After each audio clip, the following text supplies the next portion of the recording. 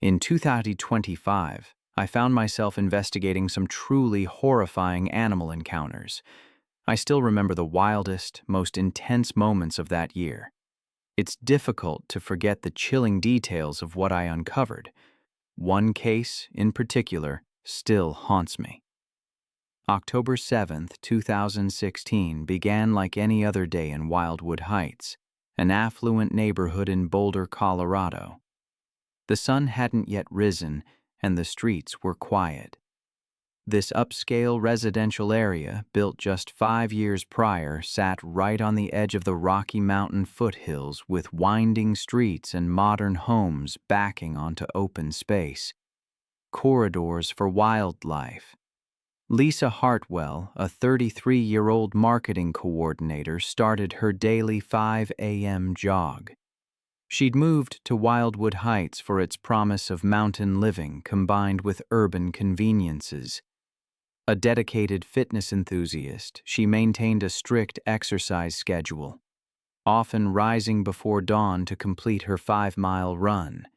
This morning routine was sacred to her, a peaceful time to clear her mind and enjoy the crisp mountain air. That autumn had been unusually dry, with drought conditions persisting longer than usual. Wildlife officials had issued warnings about increased animal activity in residential areas. Deer, elk, and their predators were venturing closer to human settlements in search of water. Several residents had reported mountain lion sightings, including tracks in backyards and a large cat near the community's retention pond.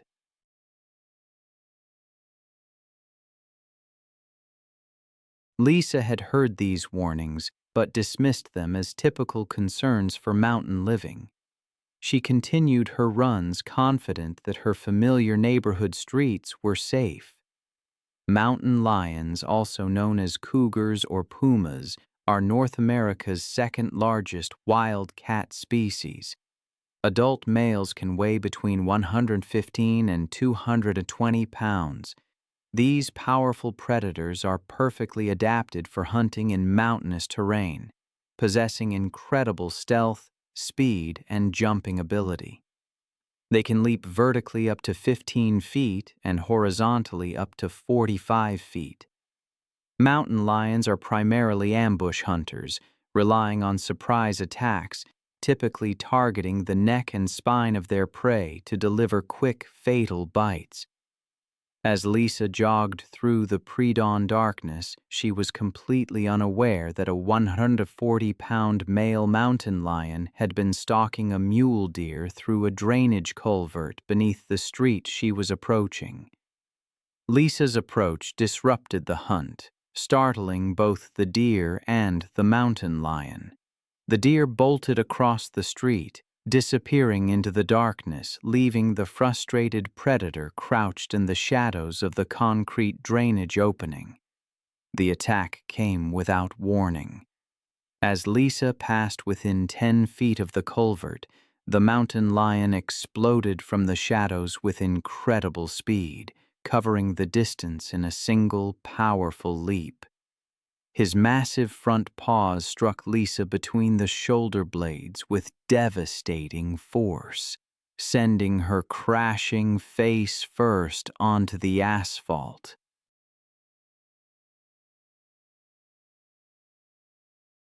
His weight drove her to the ground.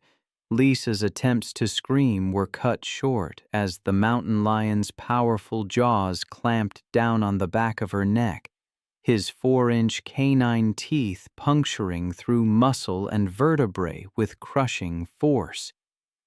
His razor-sharp claws raked across Lisa's back and shoulders, opening deep gashes that severed major blood vessels and caused massive tissue damage. The 140-pound cat used his incredible strength to drag Lisa's body across the asphalt and down into the concrete culvert, where the darkness and confined space would provide protection while he fed. Lisa's body was recovered 3 hours later, by a joint team of police officers and Colorado Parks and Wildlife personnel. The mountain lion had abandoned his kill when the search teams approached, retreating further into the drainage network that connected to the natural creek system beyond the neighborhood. Lisa had died from massive trauma to her neck and spine. The mountain lion's killing bite proved instantly fatal. The investigation revealed that Lisa had inadvertently interrupted the mountain lion's hunt, triggering the attack that cost her life. The mountain lion was tracked and euthanized the following day after being located in the foothills above the neighborhood. The following year, on August 19, 2017, Felicity Grant arrived at Boulder County Open Space in Colorado. This vast wilderness area is known for its rugged terrain and diverse wildlife population.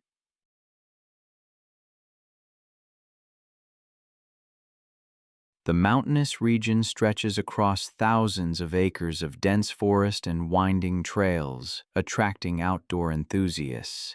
However, these same wilderness areas also serve as prime habitat for mountain lions and other dangerous predators. Felicity Grant, a 39-year-old fitness influencer from Denver with over 5,000 social media followers, had planned what she called her ultimate wilderness transformation experience. Known for her entitled attitude and the belief that her athletic superiority made her exempt from rules, she had already caused multiple confrontations at the park entrance. Her demanding personality became evident when she berated the teenage park attendant for suggesting she read safety guidelines, claiming that someone of her fitness level didn't need advice from minimum wage employees. Park Ranger Tom Bradley had attempted to brief Felicity on recent mountain lion activity during her permit application process. The area had experienced multiple cougar sightings over the previous month, including aggressive encounters that resulted in temporary trail close. But Felicity became increasingly hostile, interrupting Tom repeatedly. I remember reading about a hiker, Felicity, who tore down warning signs on Rabbit Ears Pass. She insisted taxpayers like her had every right to use public trails. She was wrong, of course. Mountain lions are among North America's most efficient predators, and Felicity tragically became prey.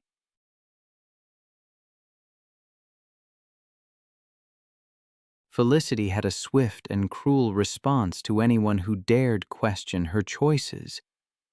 One local trail runner, Maria, tried to warn her about the dangers of solo hiking at dawn.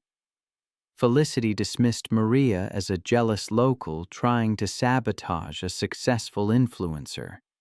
She deliberately ignored the trail close signs, believing they didn't apply to elite athletes like herself. Mountain lions, you see, are perfectly adapted for hunting in mountainous terrain. Adult males can weigh up to 180 pounds and MEO over 8 feet long. They have powerful hind legs that can propel them up to 40 feet in a single leap. Their retractable claws, up to 4 inches long, are designed for gripping prey, and their 4-inch canine teeth are perfectly positioned for delivering fatal neck bites that sever the spinal cord. These solitary hunters prefer to ambush their prey, attacking from behind and above with incredible stealth and patience. Felicity began her solo run at 5:30 a.m., choosing the pre-dawn hours to avoid other hikers.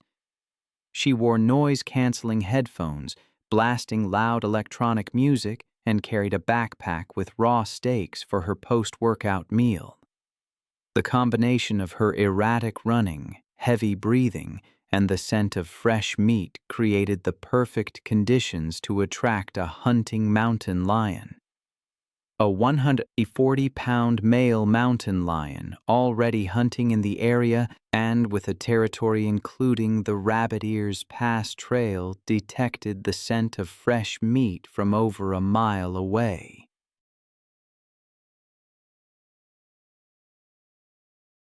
He began tracking Felicity's movement through the forest. The cougar stalked Felicity along the ridge above the trail, using rocks and trees to remain hidden while closing the distance. As Felicity rounded a sharp bend, the mountain lion positioned itself on a large boulder about 15 feet above the path. When Felicity passed below the boulder, completely unaware because of her loud music and her arrogant belief that her fitness made her invulnerable, the mountain lion launched itself in a devastating aerial attack. The predator struck Felicity from behind with tremendous force, his powerful hind claws raking down her back while his front paws wrapped around her shoulders and neck. The mountain lion's 4-inch canine teeth immediately found their target, clamping down on the back of Felicity's neck with surgical precision. Mountain lions kill their prey through a specific technique that targets the cervical vertebrae, and this male executed the attack with deadly efficiency. His powerful jaws applied crushing press of over 400 pounds per square inch directly to Felicity's spinal cord, severing the connection between her brain and body instantly. The bite penetrated deep into the neck muscles and fractured the vertebrae, causing immediate paralysis from the neck down. The cougar maintained his grip on Felicity's neck while using his powerful claws to secure his position. His hind legs continued raking down her spine and legs, opening deep wounds that bled profusely.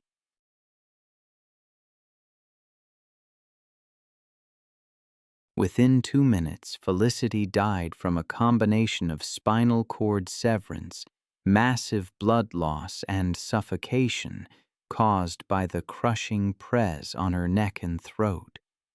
The mountain lion then began dragging her body off the main trail toward a secluded area where he could feed undisturbed. Felicity's body was discovered 3 days later by a search and rescue team organized when she failed to return. The discovery location and condition of the remains were consistent with a mountain lion attack and subsequent caching behavior. I remember another case, this one from December 3, 2014. The fluorescent lights of the county animal shelter cast harsh shadows across the rows of kennels. Jennifer Walsh, a 25-year-old veterinary student, moved between the cages with a determined stride, believing every animal deserved a second chance. As a weekend volunteer, Jennifer had a reputation for advocating for the shelter's most difficult cases. While others focused on friendly, adoptable dogs, she gravitated toward the aggressive ones, the animals marked with red cards indicating immediate euthanization. The dog that would cost Jennifer her life was Diesel, a 75-pound pit bull with a scarred muzzle and eyes that seemed to hold years of rage. He'd been surrendered after multiple bite incidents, including an attack on a neighbor's child requiring emergency surgery.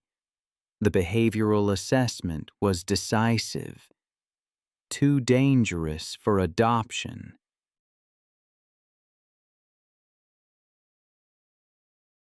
Scheduled for euthanization on Monday, Jennifer had been watching Diesel for 3 days, looking for signs of the gentle soul she believed existed beneath his aggressive exterior.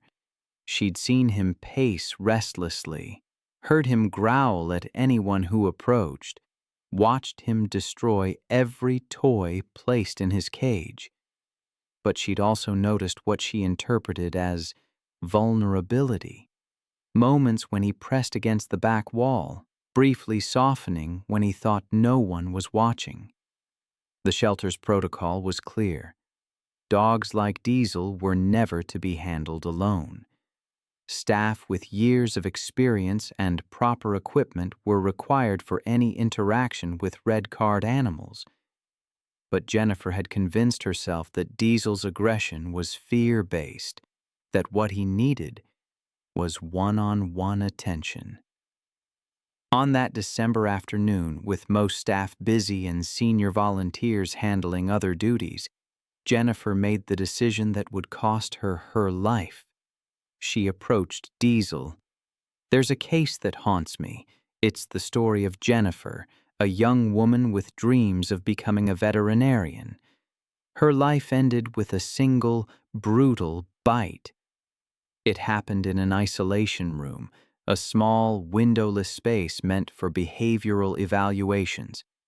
I remember reading the details of that room: 8 by 10 feet, concrete walls, a metal folding chair. Designed for safety, yes, but also offering nowhere to run." Jennifer's story unfolded on April 11th, 2016, at the Detroit Dog Rescue.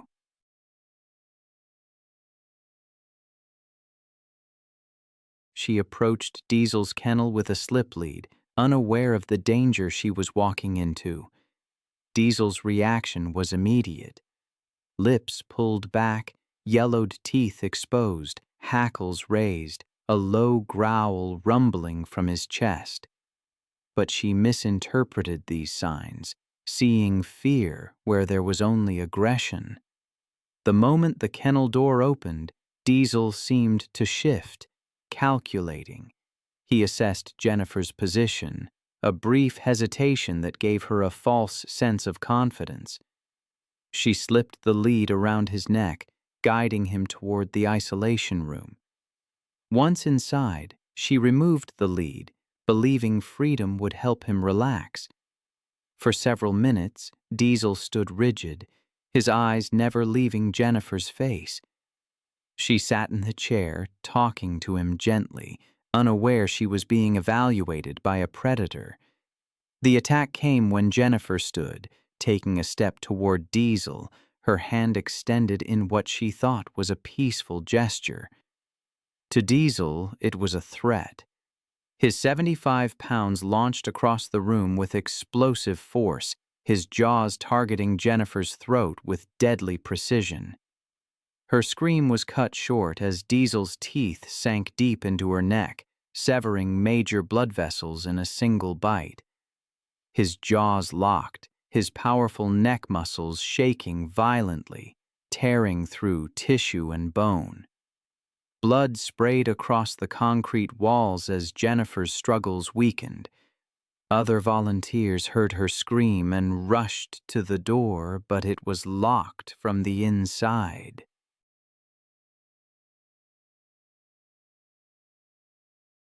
By the time they got in, Jennifer lay motionless on the floor, her life draining away in a pool of blood. Diesel stood over her, muzzle stained red, his eyes burning with aggression. Paramedics arrived, but it was too late. Jennifer was pronounced dead at the scene, her dream of becoming a veterinarian extinguished. Diesel was immediately sedated and euthanized. The investigation that followed revealed that Jennifer had violated multiple safety protocols, ignored clear warning signs, and placed herself in a situation that experienced professionals would have avoided. The shelter implemented new security measures, and Jennifer's death became a cautionary tale in veterinary schools. Her family established a scholarship in her name, but for students studying wildlife conservation, a final acknowledgement that some animals, no matter how much love they're shown, remain fundamentally dangerous. Then there was April 17, 2018, and the humid Florida air hung heavy over the grounds of Sunshine Primate Sanctuary. a controversial facility that claimed to rescue primates while actually exploiting them for tourist photographs. The 20-acre property housed over 30 primates in substandard conditions, generating revenue through photo sessions that legitimate sanctuaries would never permit. The afternoon sun beat down on concrete enclave where gorillas, chimpanzees, and other primates paced restlessly behind inadequate barriers.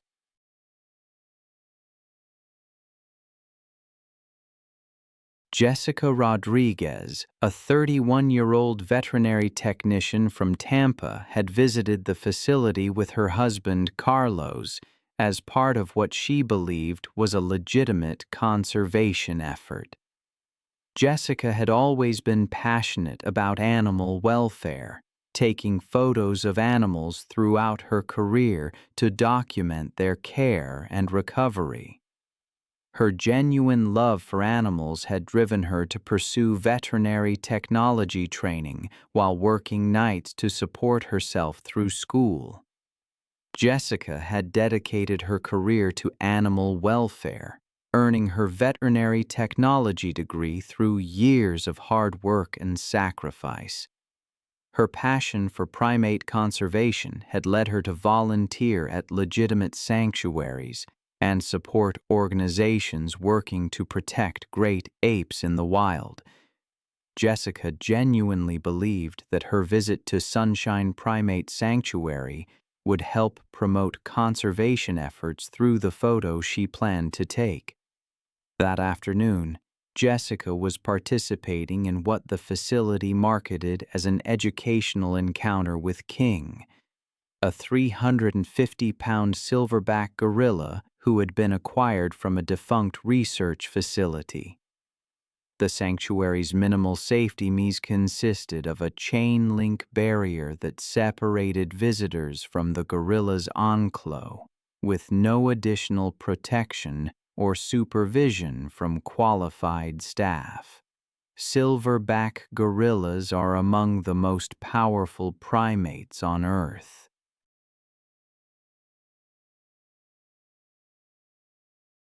With adult males weighing up to 400 pounds and possessing the strength of 10 grown men, these magnificent animals are highly intelligent and emotionally complex, but they're also territorial and can become extremely aggressive when they perceive threats to their domain. It's easy to forget how dangerous even seemingly calm animals can be. I've seen it time and again in my research. Creatures communicating through complex body language, able to shift from a peaceful demeanor to violent behavior in an instant. A gorilla's massive hands can grip with crushing force, its powerful jaws filled with sharp canine teeth ready to inflict severe wounds. I remember reading the story of Jessica, who approached a gorilla enclave with her camera, hoping to capture the animal's intelligence and emotional depth. The gorilla, named King, appeared calm, sitting near the fence, observing the human visitors with what seemed like curiosity. Jessica started photographing him, excited about the conservation message she could share through these portraits. But then came the fatal moment. Jessica reached through the fence, wanting to touch King, believing that physical contact would create a more powerful image for her conservation advocacy. She misinterpreted the gorilla's calm demeanor as friendliness, failing to recognize the calculated patience of a territorial animal assessing potential threats. King's reaction was instantaneous and devastating.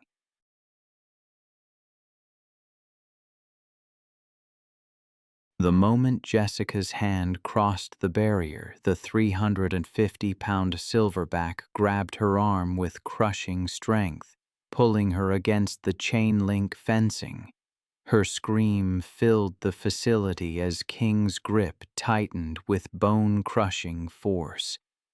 Visitors tried to free her, but the gorilla's strength was far beyond human capability. King's other hand reached through the barrier, grabbing her head and shoulders, pulling her harder against the inadequate fencing. His territorial instincts drove him to continue the assault, his powerful hands inflicting devastating trauma to Jessica's head, neck, and arms. Her attempts to break free only seemed to increase King's aggression, as he interpreted her struggles as continued threats. Jessica's movements grew weaker as massive blood loss and crushing injuries overwhelmed her body. King's grip never loosened as he continued to pull her against the barrier, his fury focused on eliminating what he perceived as an intrusion into his domain. Within minutes, Jessica's struggle ceased. The massive gorilla maintained his grip on her lifeless form, displaying threatening behavior toward anyone who approached the enclosure.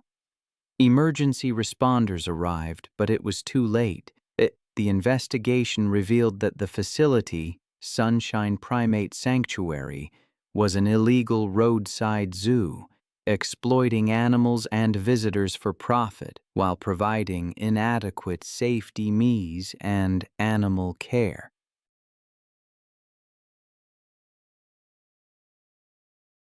It was shut down, and King was transferred to an accredited facility with proper containment and enrichment programs.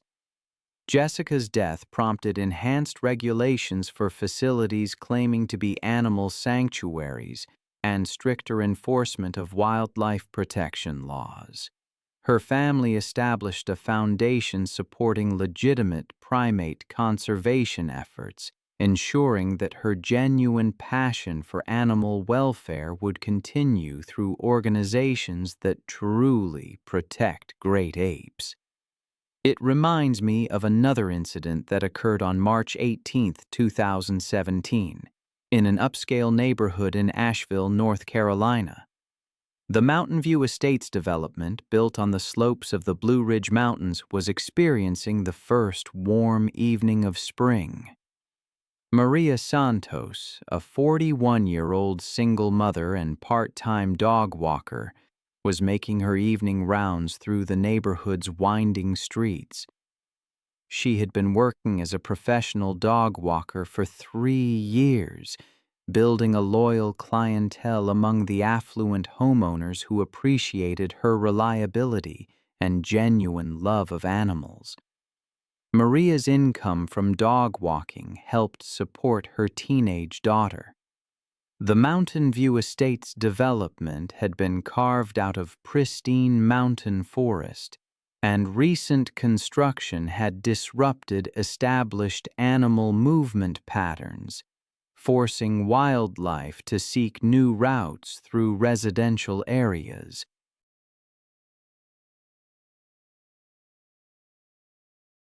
The North Carolina Wildlife Resources Commission had issued warnings about increased bear activity, particularly as animals emerged from winter hibernation. Maria was aware of the warnings, but had never encountered any dangerous animals during her 3 years of walking dogs in the neighborhood. She carried pepper spray and had received training on wildlife encounters. On this particular evening, she was walking 3 large dogs when she noticed unusual activity near a row of garbage cans. Black bears are North America's most common bear species, and mother bears with cubs are extremely protective and will attack any perceived threat to their offspring. I'll never forget reading about Maria, a woman who encountered a 300-pound black bear and her cubs near some garbage cans. The details haunted me for days. It's a stark reminder of how quickly a seemingly normal morning walk can turn deadly. Bears, after all, have an incredible sense of smell. They're often drawn to residential areas by things like garbage and pet food, and when surprised, they can run up to 35 miles per hour. They possess the strength to break down doors, even overturn cars. Their claws and teeth, capable of inflicting devastating injuries, especially if they feel their cubs or territory are threatened. In Maria's case, as she approached that intersection, she saw the bear rummaging through the containers with her cubs nearby. The mother bear had torn open bags feeding on discarded food.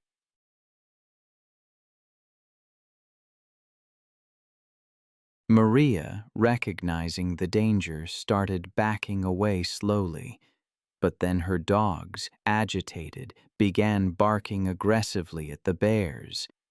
That triggered the mother bear's protective instincts immediately. She perceived the barking as a direct threat to her cubs. She rose to her full height, making aggressive vocalizations, positioning herself between the dogs and her offspring.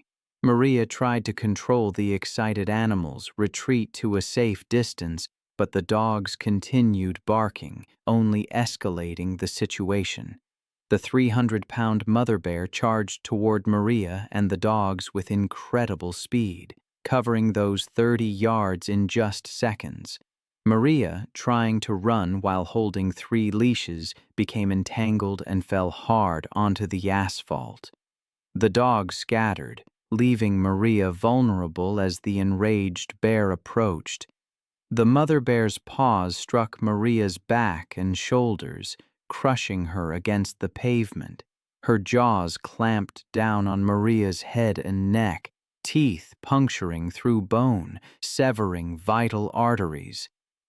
Her attempts to protect herself were futile against an animal with so much more strength and weight.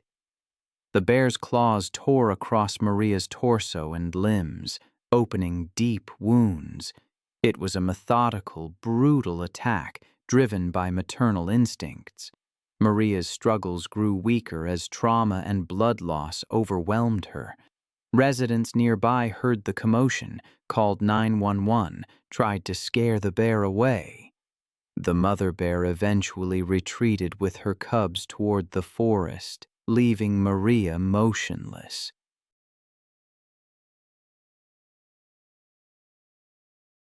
Paramedics arrived quickly but couldn't save her. She died from massive head and neck trauma. The investigation revealed that improperly secured garbage had attracted the bear and her cubs, creating the conditions for that fatal encounter. Wildlife officials determined the bear had been acting defensively, protecting her offspring. The mother bear and cubs were relocated to a remote mountain area. Maria's death led to immediate changes in waste management protocols, including bear-proof garbage containers and new guidelines for refuge. The community also implemented an early warning system for wildlife sightings, requiring residents to remove potential attractants from their properties. Then there's the story of Rebecca Martinez on October 15, 2016. The Georgia sun was setting over her 10-acre property, casting long shadows across kennels and chain-link runs. The constant barking of 40 rescue dogs echoed across the land. It had become the soundtrack of her life. At 34, Rebecca had spent 8 years building her sanctuary, taking in dogs that other shelters wouldn't touch, the aggressive ones, the biters, the ones marked for euthanization. Her recent divorce had left her financially strained, emotionally isolated, with only her dogs for company on that remote property. Her neighbors had grown used to the noise, though some whispered concerns about the woman who seemed to care more about dangerous animals than her own safety.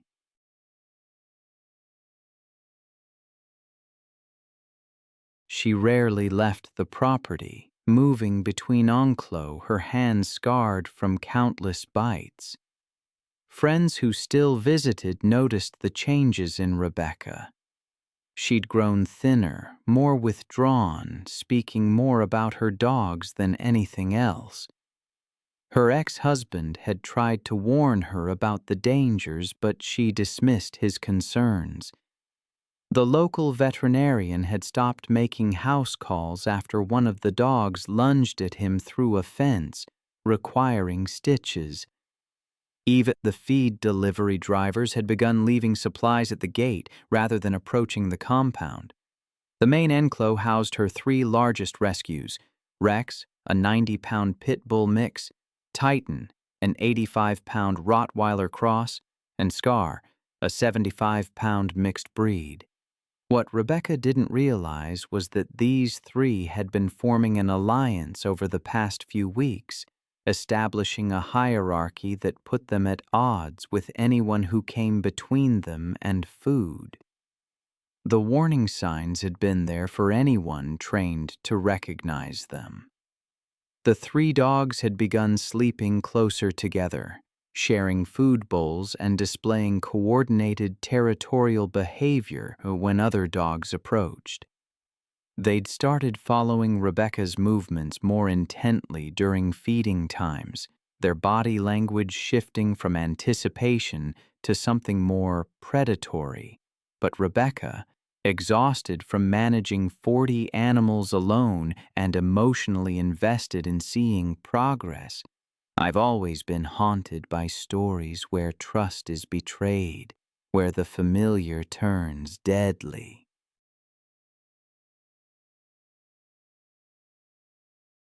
The case of Rebecca, a dedicated rescuer, is one that stays with me. She devoted herself to dogs that others had given up on, creating a sanctuary for them. But one evening, that sanctuary became a scene of unimaginable horror. Rebecca's daily feeding routine was always a risk, filling buckets with kibble while the dogs waited, tense with anticipation. She'd done it thousands of times, but this night felt different, the air charged. As she entered the enclosure, she slipped on the muddy ground, the buckets crashing down. Rex, one of the dogs she had saved, shifted. His eyes locked onto her, no longer seeing her as a savior but as competition. The attack was sudden and brutal. Rex, all 90 pounds of him, slammed into her chest, his jaws tearing into her shoulder.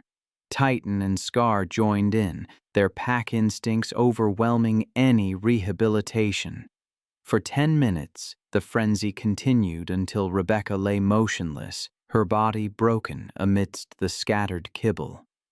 Her body went undiscovered for 3 days until a delivery driver arrived. Animal control found the dog still in the enclosure, but no longer aggressive. Rex, Titan, and Scar were euthanized, along with 12 others deemed too dangerous. Rebecca's death led to new regulations for rescue operations, but for those who knew her, it was far too late. Another story, another place, but with a similar sense of unease. April 3rd, 2017, at the Thor Zoo Safari Park in France. The wolf sector, designed to mimic Yellowstone, seemed calm.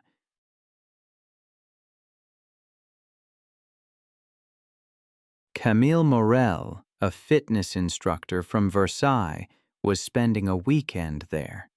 She was a creature of habit and booked the chalet to keep her running routine intact.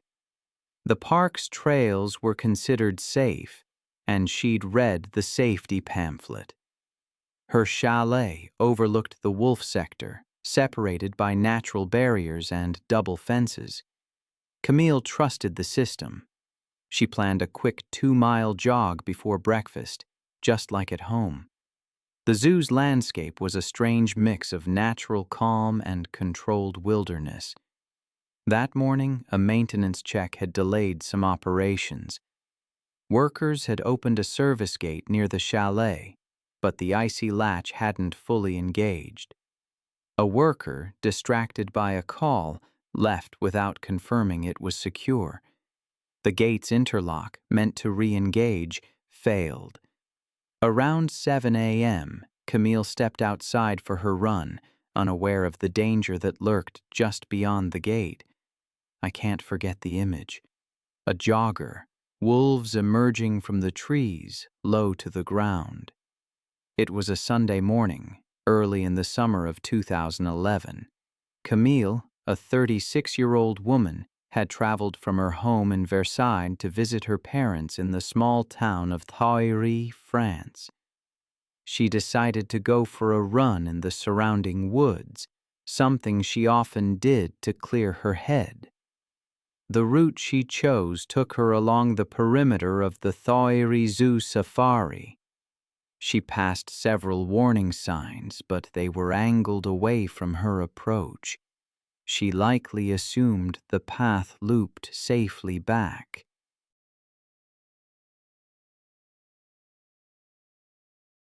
By 7:20 a.m., she was nearly half a mile in, the road dipping slightly, flanked by pine trunks and open brush. Unknowingly, she crossed into the wolf enclos. The wolves had been fed the previous evening, but remained alert and active after the cold night. 3 of them, the dominant male and 2 subordinates, were near the northern edge, restless from the scent of human movement. From the observation tower, a zookeeper noticed the lone jogger. He radioed for confirmation that the route was clear. Seconds later, he realized she was inside the enclos. He shouted into the radio for a patrol, but before the words were answered, movement broke the calm below. At first, the wolves didn't charge. They emerged from the trees, low to the ground, tails stiff, heads aligned. Camille slowed, confused by their presence, but not immediately panicked. She'd seen them before behind fences and thought the barrier must be nearby. When they began advancing in a slow, deliberate arc, the shift in posture made her freeze. She turned, saw the empty stretch of gravel behind her, and started jogging back, faster this time. The wolves matched her pace, then accelerated, paws thudding against the dirt. She broke into a sprint. The zookeeper, watching from above, saw Camille glance back once at the wolves. Near a drainage trench, her foot caught on the uneven gravel, and she fell forward, hitting hard.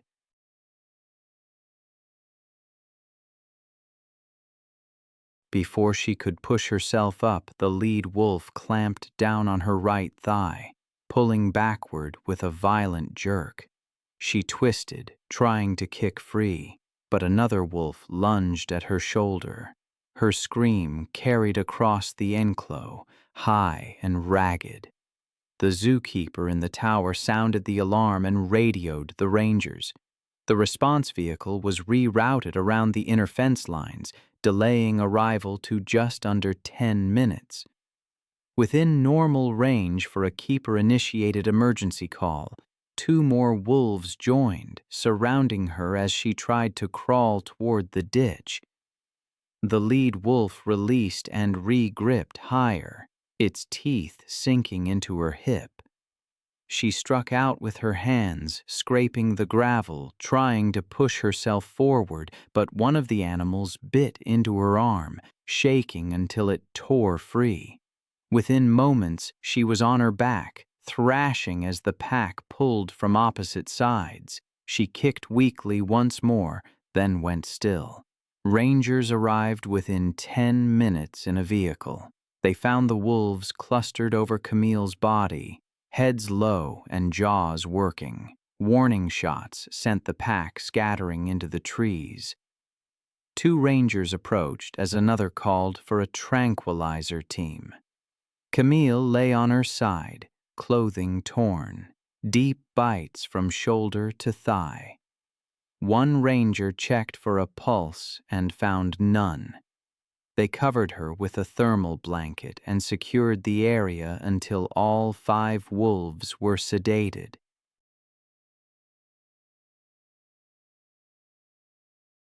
An autopsy confirmed death by exsanguination, massive blood loss due to multiple deep lacerations, and crushing trauma to the limbs. The body was transported under escort to Versailles. That afternoon, Camille's family filed a civil lawsuit against the Thoiry Zoo Safari and its parent company, alleging gross negligence and breach of safety protocol. After a year of investigation and hearings, the court ruled in favor of the family. The park quietly settled without appeal. Following the incident, a criminal negligence inquiry and an independent enclos audit were conducted. Thoiry Zoo Safari implemented procedural retrofits, installing interlocks and alarms that trigger if any gate remains unlatched for more than 15 seconds. It was July 22, 2016, and the scorching Oklahoma sun beat down on the dusty grounds of Wild Art Big Hat Sanctuary, a privately owned facility nestled among rolling hills 30 miles outside Tulsa. The 50-acre property housed over 20 rescued lions, tigers, and other exotic cats in a collection of chain-link enclos that stretched across the rural landscape. The afternoon air shimmered with heat while the distant sounds of roaring and pacing echoed from various habitats as the cats sought shade from the oppressive summer temperatures. Ashley Martinez, a 23-year-old college student from Dallas, had discovered the sanctuary through social media while road tripping with her boyfriend Jake through Oklahoma's quirky roadside attractions.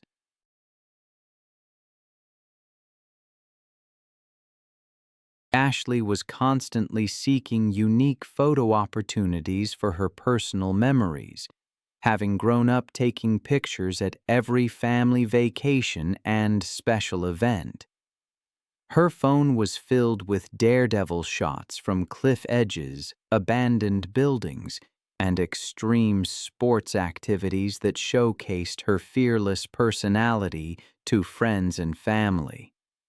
Ashley had grown up in suburban Dallas as the youngest of 3 sisters, developing a competitive streak that drove her to constantly push boundaries and seek attention through increasingly dramatic stunts.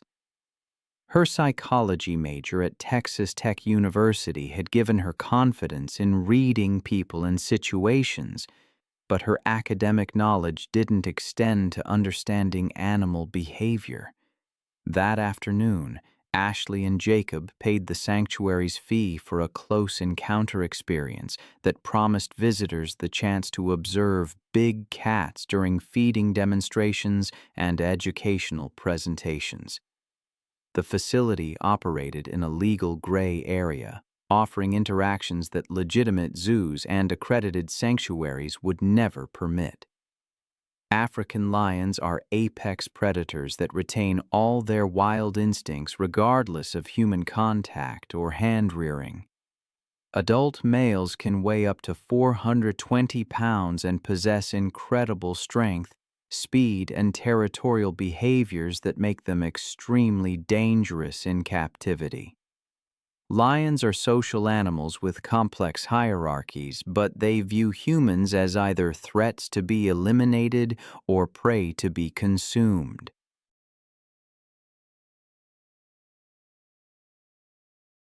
Their powerful jaws can deliver bite forces exceeding 650 pounds per square inch, while their razor-sharp claws can inflict fatal wounds with a single swipe. I've seen the photos, of course, the ones taken just moments before everything went wrong. The woman, smiling, blissfully unaware. The massive lion, seemingly calm but with a subtle shift in its eyes, a twitch of its tail that betrayed the predator within. It's a chilling reminder that even in the most controlled environments, the wild remains. I remember reading about Ashley, the young woman who thought she could get that ultimate photo. She was visiting a sanctuary, drawn in by the stories of rescued animals, especially Caesar, the 400-pound African lion. The sanctuary owner was leading the tour, sharing what turned out to be somewhat questionable tales of animal rescues. Caesar, who'd been hand-raised from a cub, seemed remarkably docile. As the tour ended, Ashley saw her chance. She asked Jake to distract the owner while she climbed into Caesar's enclave for a selfie. Jake kept the owner busy. Ashley quietly approached Caesar, climbing over the 4-foot chain-link fence. The lion, about 10 feet away, watched her. His golden eyes followed her, but he didn't seem aggressive. Ashley crouched down, phone in hand, ready to capture the moment. But as she moved closer, Caesar changed. His ears flattened, his tail twitched faster. Then, with explosive suddenness, his predatory instincts took over.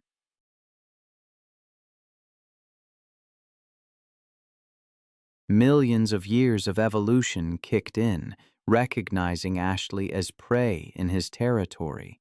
He launched himself at her with incredible speed. Her phone flew away as Caesar's paws struck her chest, knocking her to the ground. His claws tore into her torso and shoulders.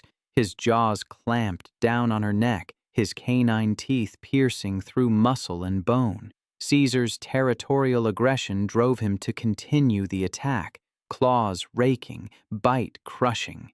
Ashley grew weaker, blood loss and spinal trauma overwhelming her.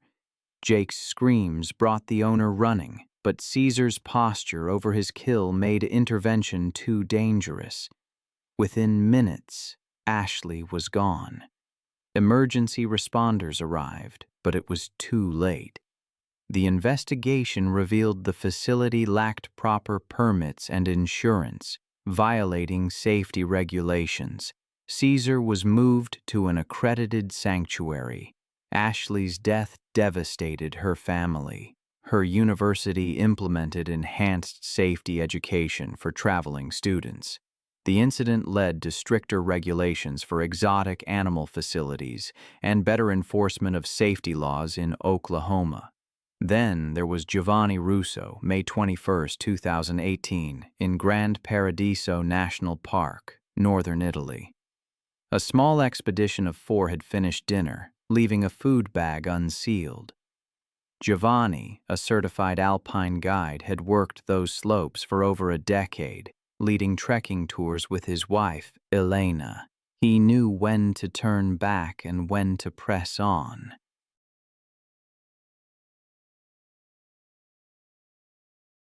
The Grand Paradiso region had become a focus for conservation, with wolves returning after decades.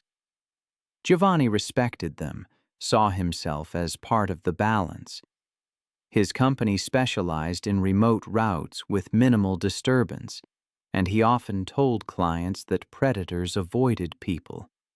That weekend's trek was routine, a mild ascent to a campsite near the meadow of Almany. His clients, a couple from Milan, had little backcountry experience. They trusted Giovanni completely. That night, someone left a pack of trail mix open near the fire and dinner scraps were tossed nearby. The wolves in that region averaged 60 to 70 pounds, lean and gray. Usually nocturnal, they hunted deer in packs, but recently, rangers had seen younger wolves venturing closer to human camps, especially when food was accessible. Just before dawn, around 4 a.m., Elena woke to rustling near the cooking area, then a faint, low growl. She thought it was a fox until she saw silhouettes clustered around the fire pit where the torn food bag lay open. She whispered for Giovanni, who grabbed his flashlight and stepped outside. He walked towards the food zone. The flashlight beam caught 3 wolves standing over the wrappers and crumbs. He shouted and waved, but they didn't scatter. One stepped forward, hackles raised. Giovanni shouted again, clapping as he closed the distance. The older female lunged, nipping at his forearm. Giovanni jerked back, but a younger wolf followed through, clamping down near his elbow.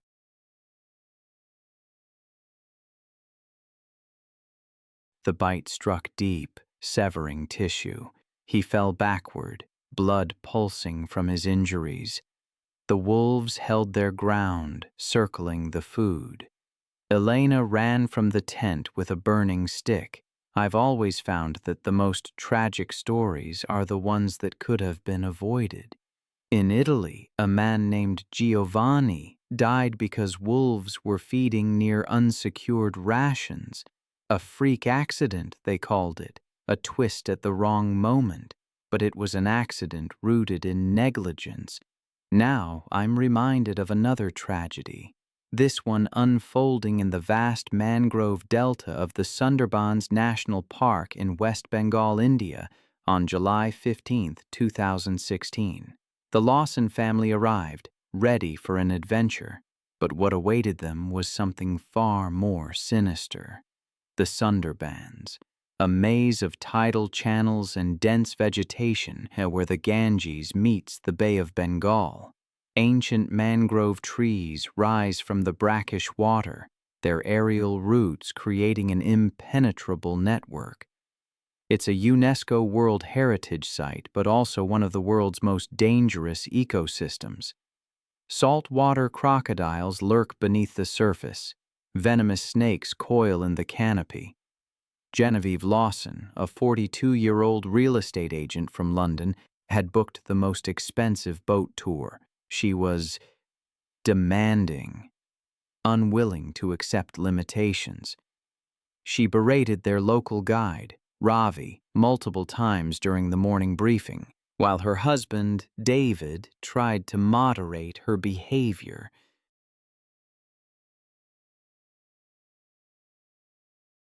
Their teenage children, Emma and Jake, watched uncomfortably as their mother dismissed every safety warning.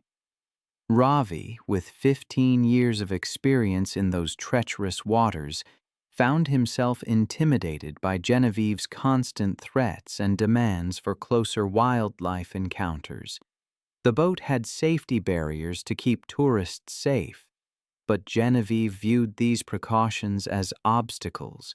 She wanted those authentic jungle photographs. The Sundarbans are the exclusive hunting ground for the world's largest population of Bengal tigers. These aren't just any tigers. They're exceptional swimmers, uniquely adapted to this aquatic environment, and have developed an unusual willingness to hunt humans in water. They can weigh up to 400 pounds, Mia over 10 feet in length, and possess 4-inch canine teeth capable of crushing windpipes. Their orange coat with black stripes provides perfect camouflage among the shadows of the mangrove forest. During the afternoon tour, their boat approached a narrow channel where Ravi spotted fresh tiger tracks. He cut the engine and whispered for complete silence, explaining that a large male tiger had recently passed through the area. But Genevieve, frustrated with the distance, declared she needed closer photographs. Against all protests, she stepped over the safety barrier and lowered herself into the chest-deep channel water, camera held high.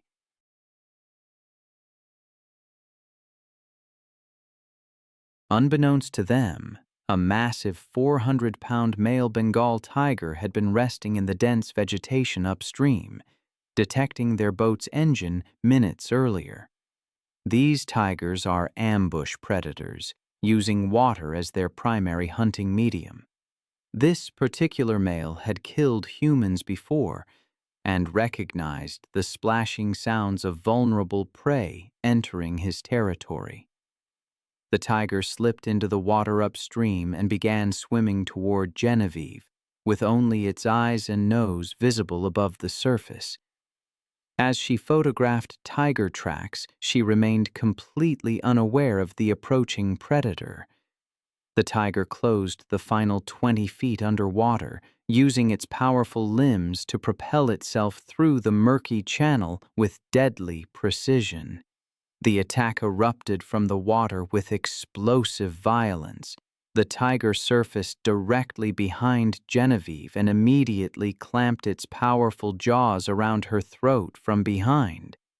Its 4-inch canine teeth punctured through her neck muscles and crushed her windpipe with over 1,000 pounds of bite force. The tiger's killing technique involved suffocating prey by crushing the throat, and the massive pres collapsed her airway instantly. Genevieve's body went rigid as the tiger's teeth severed major blood vessels in her neck, causing massive internal bleeding. The predator's powerful forelimbs wrapped around her torso while its hind legs found purchase on her lower body, holding her in an inescapable grip.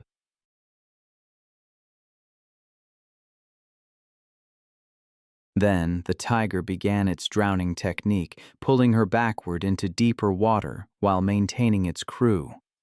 I've seen what hunger can do, how it can blur the lines of instinct and desperation. In the remote forests of Primorsky Krai, eastern Russia, on November 15, 2016, a forestry worker named Nikolai Baranov experienced this firsthand. His last radio check-in was brief and routine, giving no hint that his route would end in silence and blood.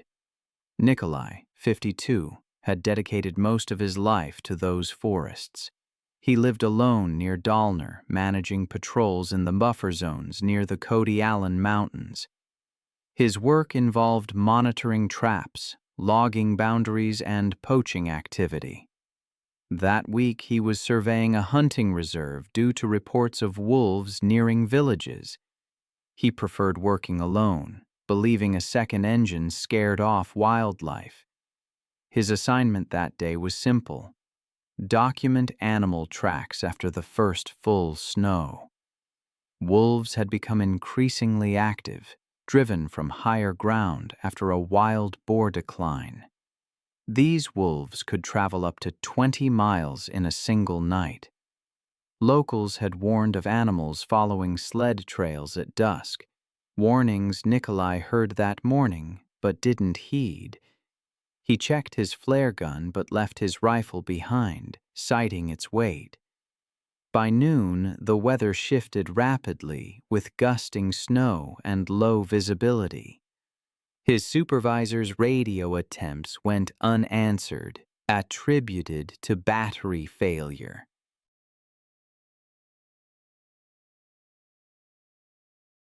When evening arrived and Nikolai hadn't returned, Yevgen, a neighboring ranger and longtime friend, set out to follow his route. Around 5 p.m., Yevgen rode out with a flashlight and a sidearm. The tracks led north, stopping abruptly about 800 meters from the ridge. Nikolai's snowmobile was half buried in snow, its headlight dimly lit. The scene indicated Nikolai had dismounted, possibly to clear ice. Paw prints, deep and overlapping, circled the area. Drag lines marked the snow. The circle tightened. Yevgen later described the scene as a sequence of struggle. Human footprints turned erratic, moving backward. A snapped branch and a torn glove lay nearby. A smear of blood marked the snowmobile's side panel. Beyond, the snow showed clear impressions of multiple bodies pressing down. Wolves and man. They likely approached silently, using the snow and wind as cover. Initial bites were to the legs, pulling him down. Blood spray indicated arterial injury. Bite patterns suggested coordinated restraint from multiple angles. His jacket was shredded, revealing where one animal had clamped onto his back while another tore at his neck.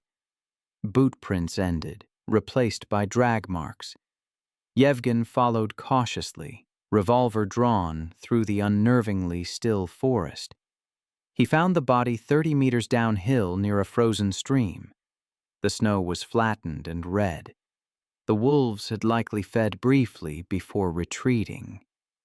Later investigations revealed at least 4 wolves, 2 adults and 2 juveniles.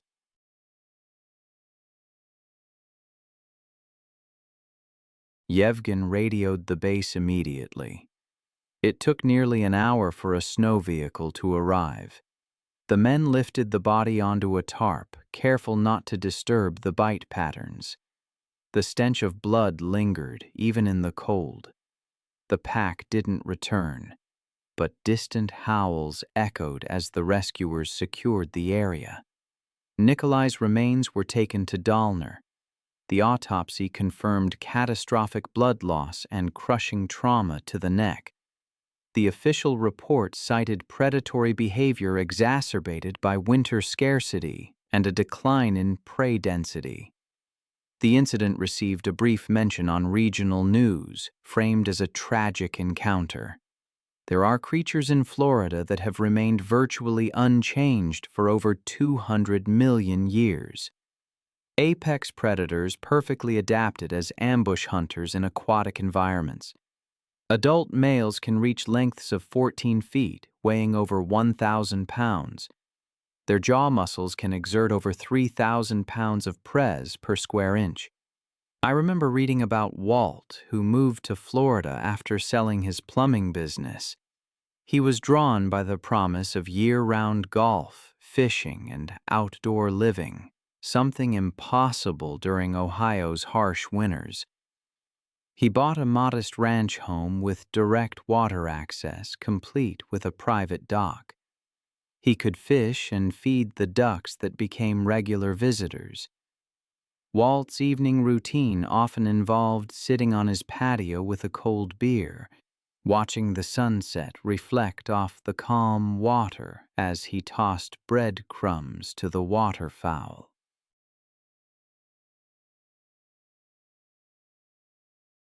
The Sunset Lakes community had been built on reclaimed wetlands.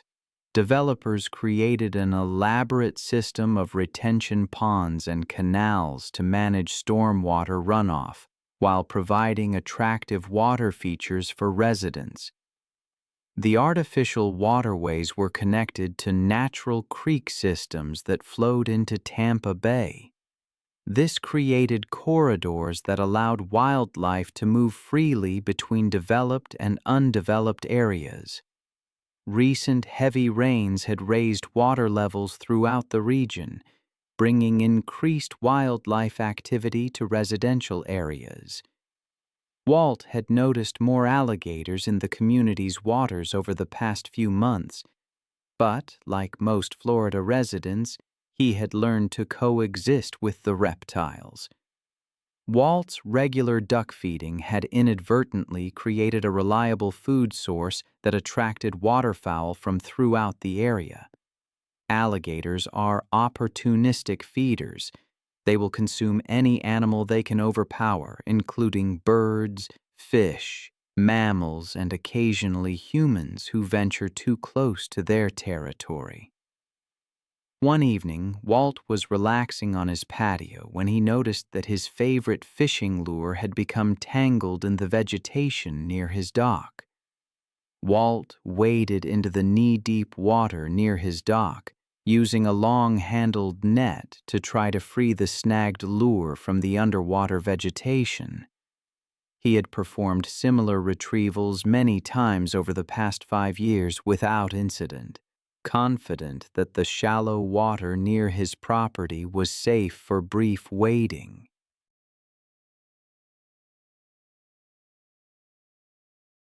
The attack came from directly beneath Walt as he stood in the canal, focused on retrieving his lure. A 12-foot male alligator submerged motionless near the dock for over an hour, waiting for ducks to approach the feeding area, exploded upward with devastating force. The massive reptile's jaws clamped down on Walt's right leg with bone-crushing power. Its 3,000 pounds of bite press instantly fractured the femur and severed major arteries. The alligator immediately initiated his signature death roll, spinning rapidly in the water while maintaining his grip on Walt's leg. The violent rotation dislocated Walt's hip and pulled him fully into the canal, where the gator's natural advantages became overwhelming. The 12-foot alligator dragged Walt toward the deeper center of the canal, where its superior swimming ability and underwater endurance made escape impossible. Within minutes, Walt's movement ceased as drowning and massive blood loss overwhelmed his system. Emergency responders arrived within 10 minutes of Margaret's call, but the alligator had already retreated to the deeper water with Walt's body. Police and wildlife officers worked through the night to locate and capture the massive reptile, using specialized equipment and trained personnel to safely extract both the alligator and Walt's remains from the canal.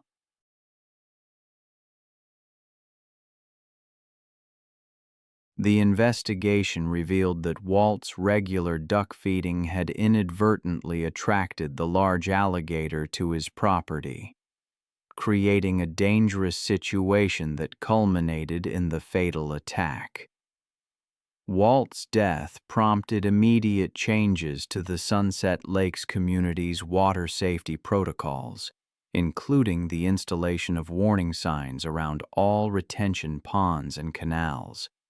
It was September 8, 2014, and the vast wetlands of the Florida Everglades stretched endlessly under the blazing afternoon sun. Sawgrass prairies and cypress swamps teemed with some of America's most dangerous wildlife. The remote waterways near Tamiami Trail buzzed with the activity of airboat tours carrying tourists deep into alligator territory, where massive reptiles basked on mud banks and hunted in the dark water channels. Michael Chen, a 35-year-old software engineer from Seattle, was experiencing his first visit to Florida as part of a cross-country road trip to celebrate his recent promotion. Michael had always been fascinated by technology and outdoor adventure, spending his weekends hiking in the Pacific Northwest mountains. His engineering background had given him confidence in analyzing risks and solving problems, but his experience with dangerous wildlife was limited to black bears and mountain lions that could be avoided through proper precautions. Michael had grown up in urban Seattle, developing his love of nature through weekend camping trips with his father and uncle.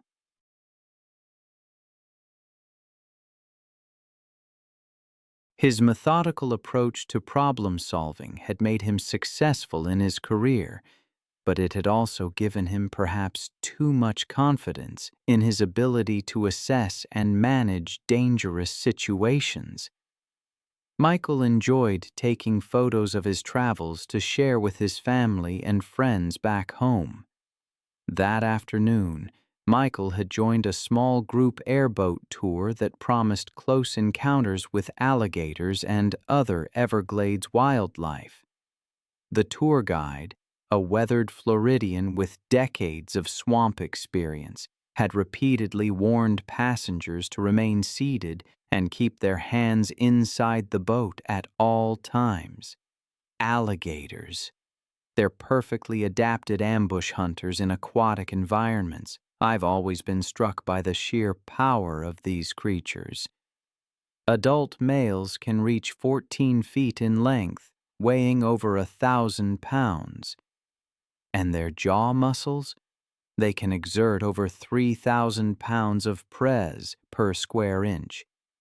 I remember reading once about their ability to launch themselves partially out of the water with explosive force. They see movement near their territory as either prey or a threat. An airboat tour was progressing smoothly when the guide spotted a massive alligator sunning itself on a mudbank just 20 feet away.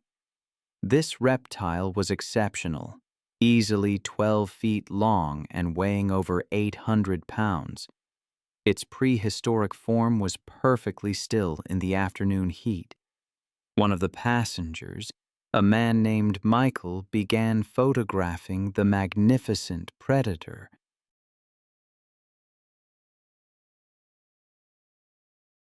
He was excited to capture images of such an impressive wild animal to show his colleagues back home. But his enthusiasm overcame his caution as he leaned farther over the boat's edge to get closer shots. The fatal moment came when Michael's phone slipped from his grip, falling toward the dark water.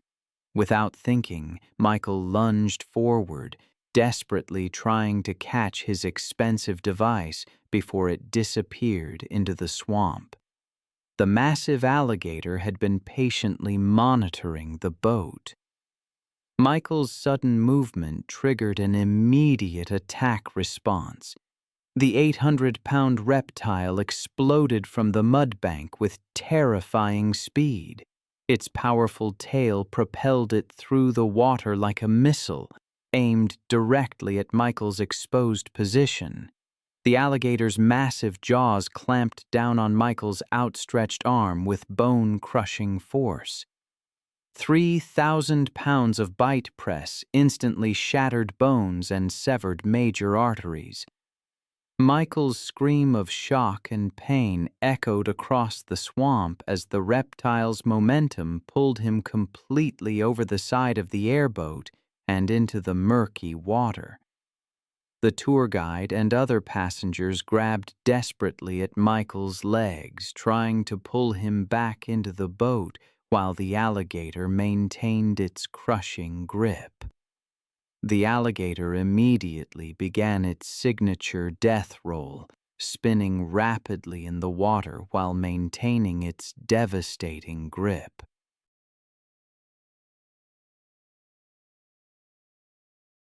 Michael's struggles grew weaker as the combination of massive blood loss, crushing injuries, and drowning overwhelmed his body.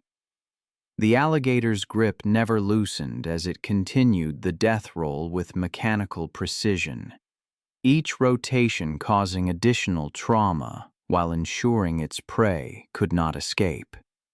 Within minutes, Michael's movement ceased as the alligator's brutal assault proved fatal.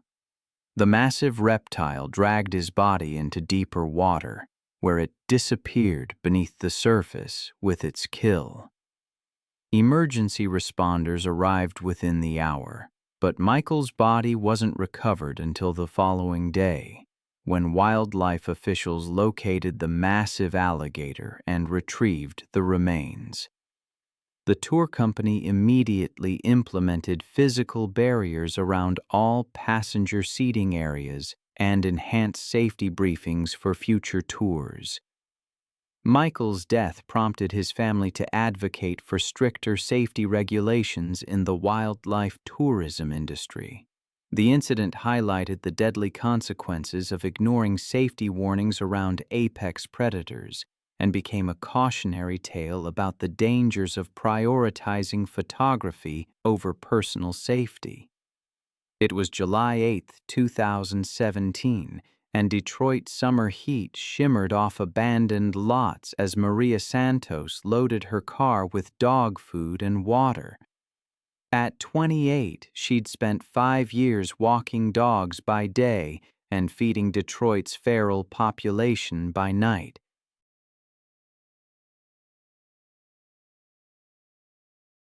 Recently laid off, she'd been spending more time in dangerous neighborhoods, trying to help animals most people considered beyond saving.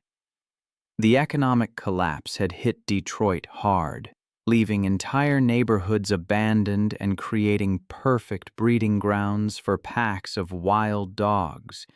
These weren't lost pets. They were second- and third-generation feral animals that had never known human kindness, surviving by scavenging and defending territory with savage efficiency.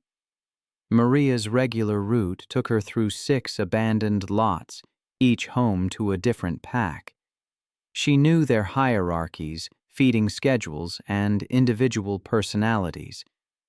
But the newest group concerned her the most. 6 dogs led by a large German Shepherd mix she'd nicknamed Alpha, including several animals she didn't recognize. This pack was hungrier, more aggressive, and less predictable than the others, but Maria's compassion overruled her caution. These animals needed help, and she was the only one willing to provide it. As twilight settled over the abandoned neighborhood, Maria parked near the lot where Alpha's pack had made their home. The area was a wasteland of broken concrete and waist-high weeds, perfect cover for animals that had learned to hunt and hide. Maria had been feeding this pack for 3 weeks, always maintaining a safe distance. But tonight felt different. The dogs seemed more agitated, their movements more coordinated, their attention more focused on her than the food.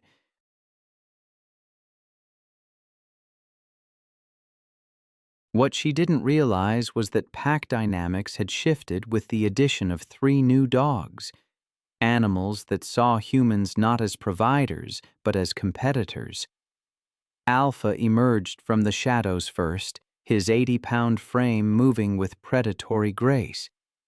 Behind him came the others, a scarred pit bull mix, 2 smaller dogs, and 3 newcomers whose breeds were impossible to determine.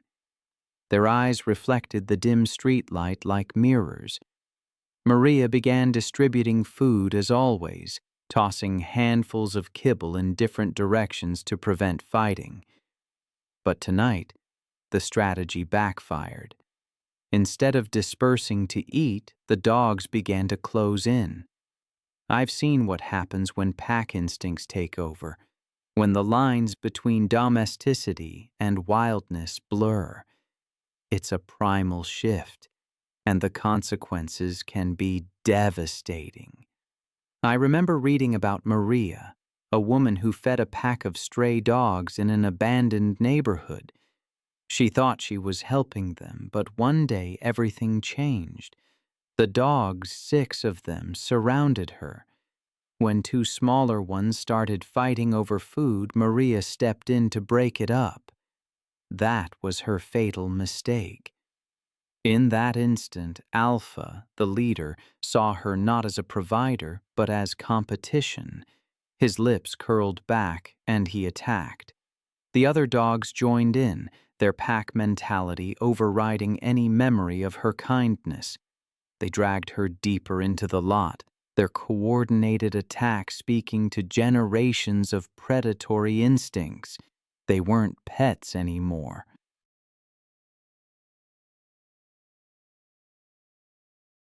They were wild animals, and Maria was their prey. Her screams went unanswered, swallowed by the empty houses.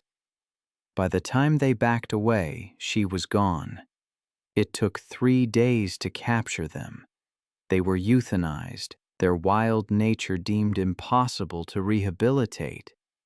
It reminds me of another story, one that unfolded at the Namba Island Chimpanzee Sanctuary in Uganda.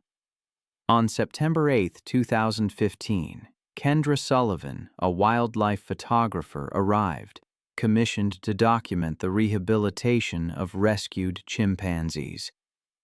The sanctuary, a 100-acre forested island on Lake Victoria, was home to 49 chimps, many traumatized by poaching. Despite being rescued, they retained all the instincts and physical capabilities of their wild counterparts. Kendra, known for her fearless approach, believed her experience with domestic animals gave her an understanding that transcended species. She dismissed safety briefings and demanded access to restricted areas. Dr. James Mukasa, the sanctuary's director, grew increasingly concerned. Peter Sally, a caretaker, warned her about the unpredictable nature of the animals. Chimpanzees, after all, are incredibly powerful. 5 times stronger than an adult human with a grip strength that can crush bones. One afternoon, frustrated by the viewing restrictions, Kendra noticed an unlocked gate leading to a maintenance corridor, a direct access point to the chimpanzee's living area. Despite the warnings, she slipped away, confident in her animal handling skills.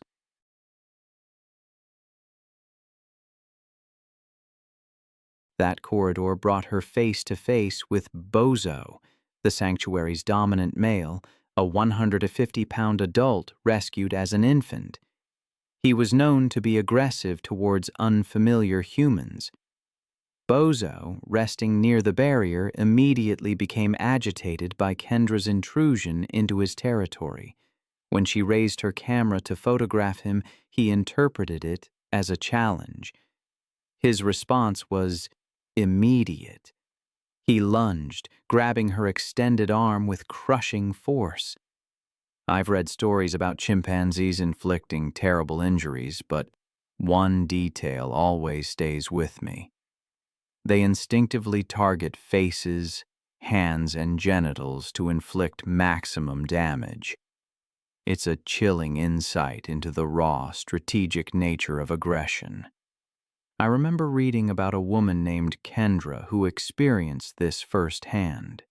She was attacked by a chimpanzee named Bozo, and the details are harrowing. The chimp, with canine teeth over 2 inches long, initially fractured her forearm with a force of 300 pounds per square inch. He pulled her against the barrier, and for nearly 2 minutes he bit and clawed at her face, neck, and upper body. His jaws crushed facial bones, tore away skin and muscle, and severed major blood vessels.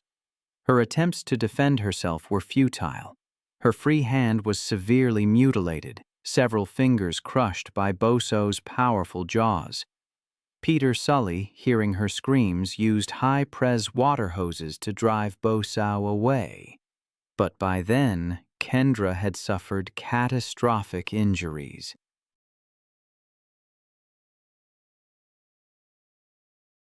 The massive blood loss and shock proved fatal within minutes. She died before emergency services could even reach her. The investigation that followed focused on security failures. It makes me think of other times when humans have encountered wild animals with tragic consequences. I recall another incident from February 9, 2014, near Lange, Saskatchewan. It was a seemingly routine trip into the northern boreal forest for 2 men, David Lasky and his cousin Jeff. David, a part-time wildlife photographer, often ventured into the woods to track animal behavior. His cousin Jeff often joined him. That day they were heading out to check a set of cameras he'd left by a frozen creek north of Wasco Lake. They knew wolves were in the area but believed they avoided humans. The plan was simple. A 2-hour snowmobile ride, a short hike to the cameras, and back before dusk. The wolves in that region were typically gray, thick-coated animals, averaging about 90 pounds, moving in family groups. They relied on coordination, silent pursuit, and strategic circling, focusing on deer and moose along the forest edges. The men dressed warmly and carried only a single red flare for safety. By 9:30 a.m., they parked their snowmobile and began walking the last half-mile through packed snow. At first, everything was normal. They reached the first camera and swapped the SD card. Around 10:15, as they crossed the creek, Jeff slipped on a patch of ice. David crouched to help him up.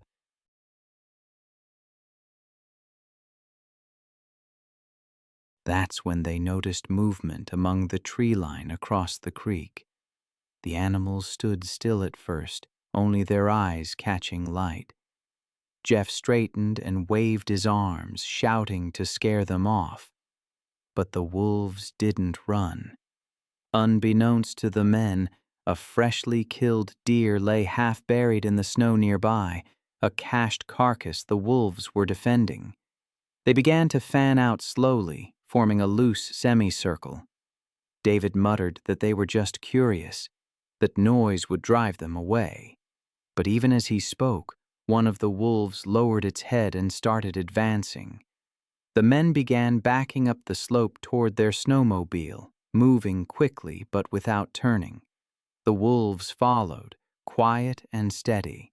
Then the first lunge came. A gray blur across the ice, jaws clamping onto the back of David's leg.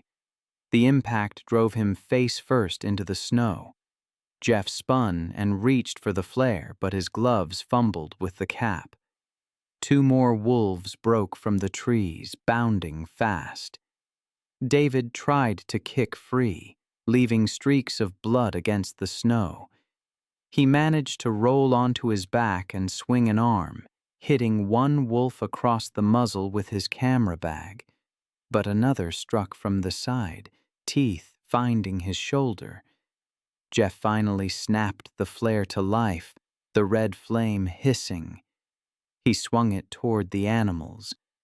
One wolf snarled and darted back, fur singed along its flank, but the others held ground.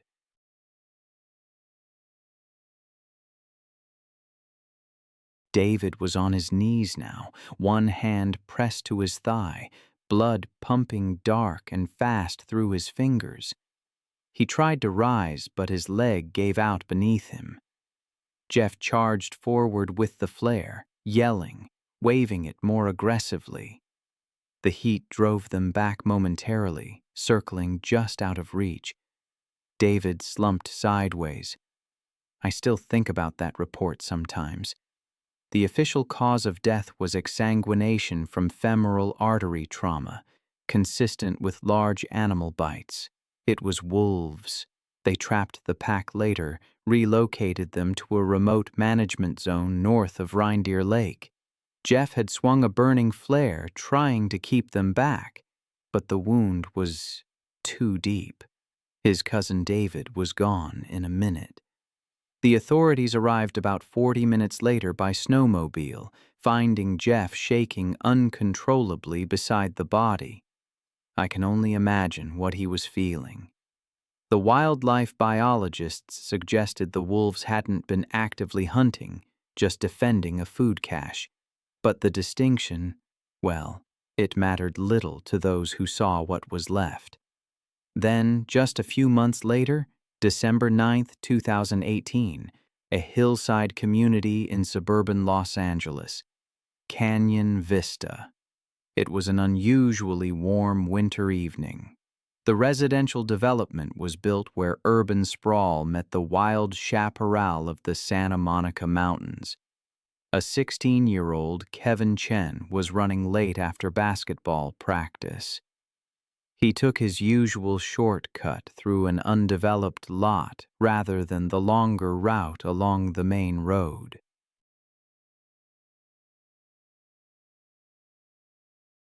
Honor student, star athlete, promising college prospect. His home backed up against the natural open space. He often used those informal trails and vacant lots, never any problems in 4 years. But the Canyon Vista area had been experiencing increased wildlife activity after the wildfires. They'd displaced numerous predators, forcing them into new territories, new food sources. Local authorities had issued warnings about mountain lion sightings, but most residents saw them as routine. Kevin knew about the warnings but had never encountered any dangerous animals on those trails. He carried his basketball gear in a backpack, confident in his familiarity with the terrain, his athletic ability. Mountain lions are solitary predators, needing large territories. Adult males can control ranges of up to 100 square miles. Juvenile males are particularly dangerous as they establish new territories, sometimes more aggressive than experienced adults. They're less skilled at hunting natural prey and might target easier victims. Domestic animals, sometimes even humans, they're capable of incredible stealth, stalking prey for extended periods before attacking from close range. As Kevin jogged through the overgrown vacant lot, an 80 lb juvenile male mountain lion was using the area as a hunting ground.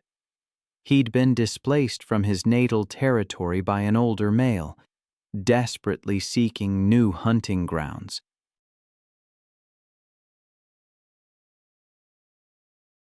He'd been stalking Kevin for several hundred yards, moving silently through the dense brush, staying downwind. Kevin's size, his movement, the fact that he was alone and vulnerable triggered the cat's hunting instincts. The attack came from behind as Kevin moved through a dense section of chaparral. The 80 lb mountain lion launched himself from the brush, landing on Kevin's back. The impact drove Kevin face first into the rocky ground. The cat's claws found purchase in his shoulders and back. The mountain lion's jaws clamped down on the back of Kevin's neck, his canine teeth puncturing through muscle and vertebrae, targeting the spinal cord. Kevin tried to fight back with his backpack, but it was no use. The mountain lion's claws raked across Kevin's shoulders and torso, opening deep gashes. Kevin's screams echoed through the hillside community, alerting residents. Homeowners called 911 trying to find him. The dense vegetation made it difficult. The mountain lion continued his attack for several minutes, driven by predatory instincts. Police and paramedics arrived within 10 minutes of the first call, using Kevin's cries to locate him in the brush. I've always been drawn to the intersection of human ambition and the raw power of the natural world. The stories where those lines blur, sometimes with devastating consequences, stay with me. I remember reading about a man named Brandon Walsh.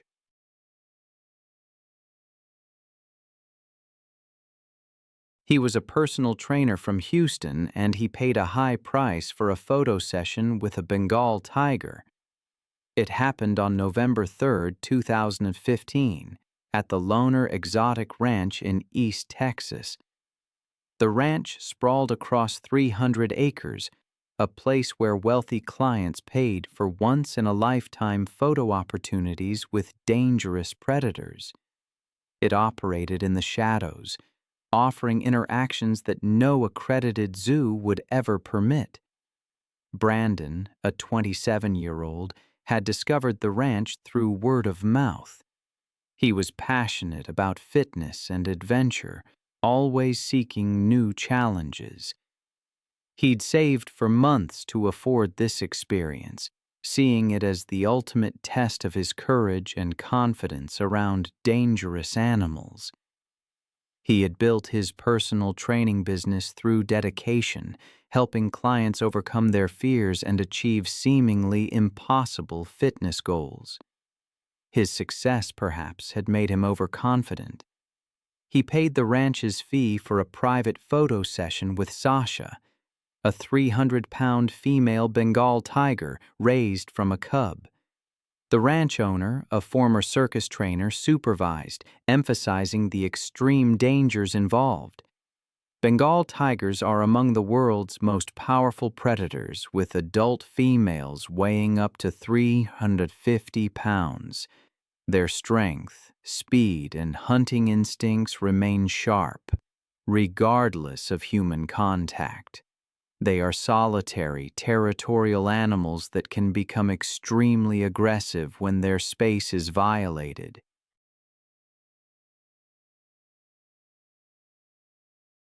Their jaws can deliver bite forces exceeding 1,000 pounds per square inch, and their claws can grow up to 4 inches long. The photo session began with Brandon outside Sasha's enclosure, taking dramatic shots while maintaining a safe distance.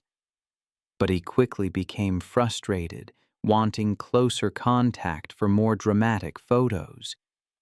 He convinced the ranch owner to allow him closer access, arguing that his physical conditioning and confident energy would keep the tiger calm. Against his better judgment, the owner agreed to let Brandon enter a smaller holding area adjacent to Sasha's main enclosure. This holding area was separated from Sasha's territory by only a chain-link barrier, bringing Brandon within arm's reach of the massive predator. He began posing for his camera, mounted on a tripod and set to take photos automatically.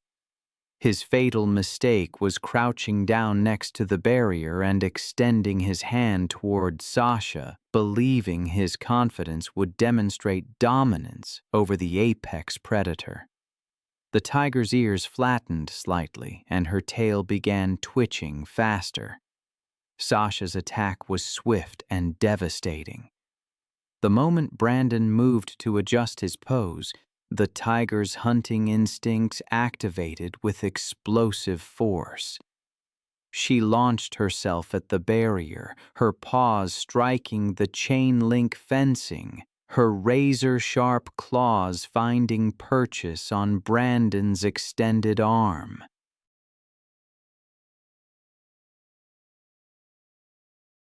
The tiger's incredible strength pulled Brandon against the barrier, while her powerful jaws snapped at his position through the fencing. Her claws raked across Brandon's arm and shoulder, opening deep gashes that immediately began bleeding profusely. Her crushing grip prevented any retreat. The ranch owner rushed to intervene, using emergency protocols to distract Sasha and force her to release Brandon. But the tiger's claws had already caused catastrophic damage, severing major arteries and causing massive blood loss that quickly overwhelmed his system. Brandon collapsed from shock and blood loss within minutes of the attack, his physical conditioning useless against injuries that no human could. I find myself often pondering the strange ways we try to control nature, and how it can backfire. There was the case of Brandon, a fitness model, who died from massive trauma and blood loss. It happened in less than 20 minutes after a bear attack. A bear named Sasha. The ranch where it happened was operating without permits or insurance, violating state regulations. Sasha was moved to a sanctuary, and the facility was shut down.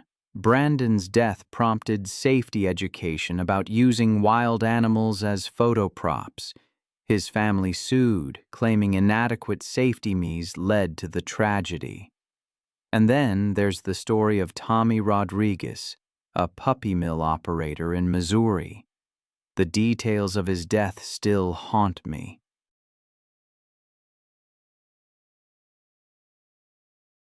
It was August 19, 2013, the air thick with heat and the stench of neglect on his remote property. At 45, Tommy had been running puppy mills for over a decade, but financial press forced him to cut corners, a decision that would ultimately cost him his life. His 20-acre property was a maze of makeshift kennels in converted sheds, housing nearly 80 dogs in various states of breeding and neglect. He specialized in popular breeds, selling them at high prices to unsuspecting buyers. But the real money came from the security side of his operation. 4 massive dogs patrolling the perimeter. 2 cane corsos, each weighing over 120 pounds, and 2 mastiff mixes tipping the scales at nearly 140 pounds. These weren't pets. They were weapons, acquired from a defunct fighting operation and trained to be aggressive. For months, financial press had been building. Veterinary bills, feed costs, and facility maintenance had eaten into profits. Increased scrutiny from animal welfare organizations had forced him to operate more carefully, but he'd been cutting back on everything: food, medical care, even basic maintenance. The guard dogs once fed premium meat had been reduced to scraps and cheap kibble. Tommy didn't understand that hungry guard dogs were exponentially more dangerous than well-fed ones. Hunger sharpened their predatory instincts, made them more territorial, and reduced their tolerance for human presence.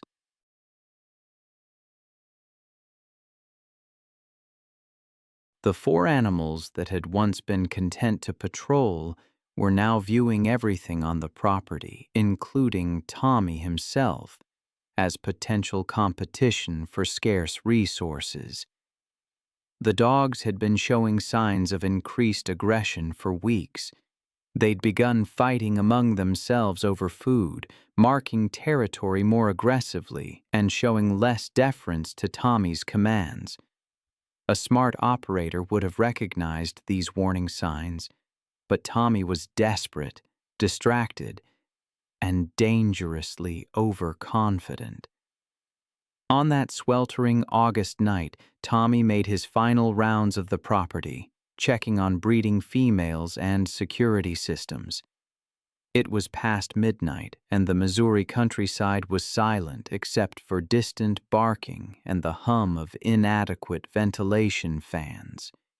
He carried a flashlight and a metal rod for moving aggressive animals, but his attention was focused on financial calculations rather than the danger lurking in the shadows. The guard dogs had been without food for 3 days, not by design, but because Tommy had been too busy dealing with a sick litter to maintain their feeding schedule. Their hunger had reached a critical point where survival instincts overrode years of conditioning. They were no longer guard dogs protecting property. They were predators looking for their next meal. Tommy's mistake was approaching the area where he kept the guard dogs without proper precautions.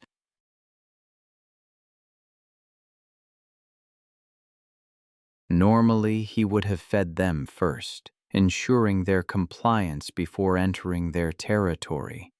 But financial stress and exhaustion had made him careless, and he walked directly into their domain, carrying nothing but a flashlight and false confidence. The attack began when Brutus, the larger cane corso, emerged from the shadows near the feeding area. His 125-pound frame moved with surprising silence, his massive head lowered in a hunting posture that Tommy should have recognized as a threat.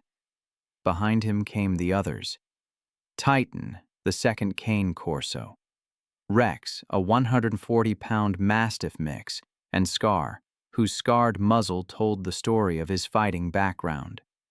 Tommy realized the danger too late.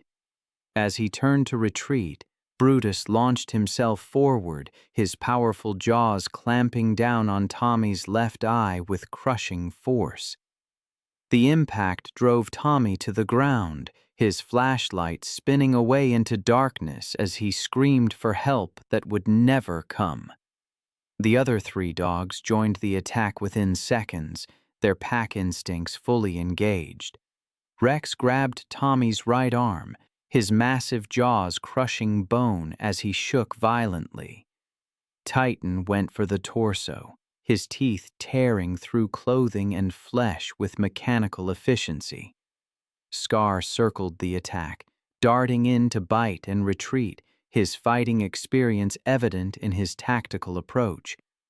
Tommy's screams echoed across the empty countryside, but his nearest neighbor was over 2 miles away.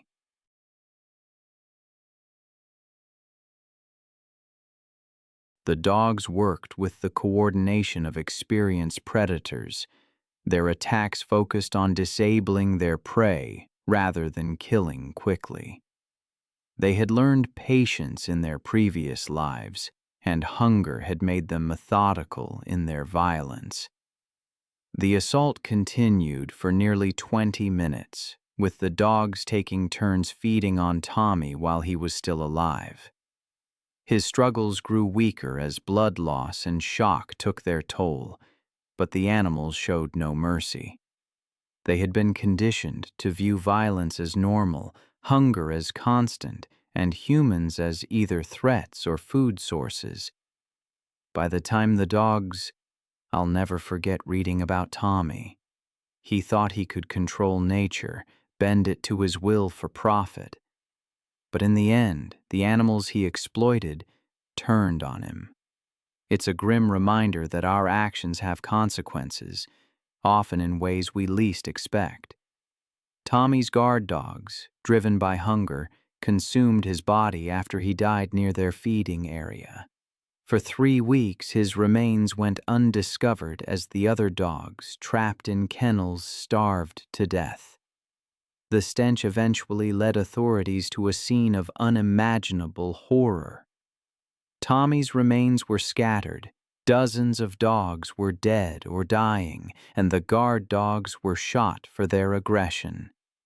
The investigation revealed the extent of his illegal puppy mill, breeding females in deplorable conditions, puppies dying from neglect, and the sale of sick animals across state lines. The surviving dogs were euthanized due to their condition.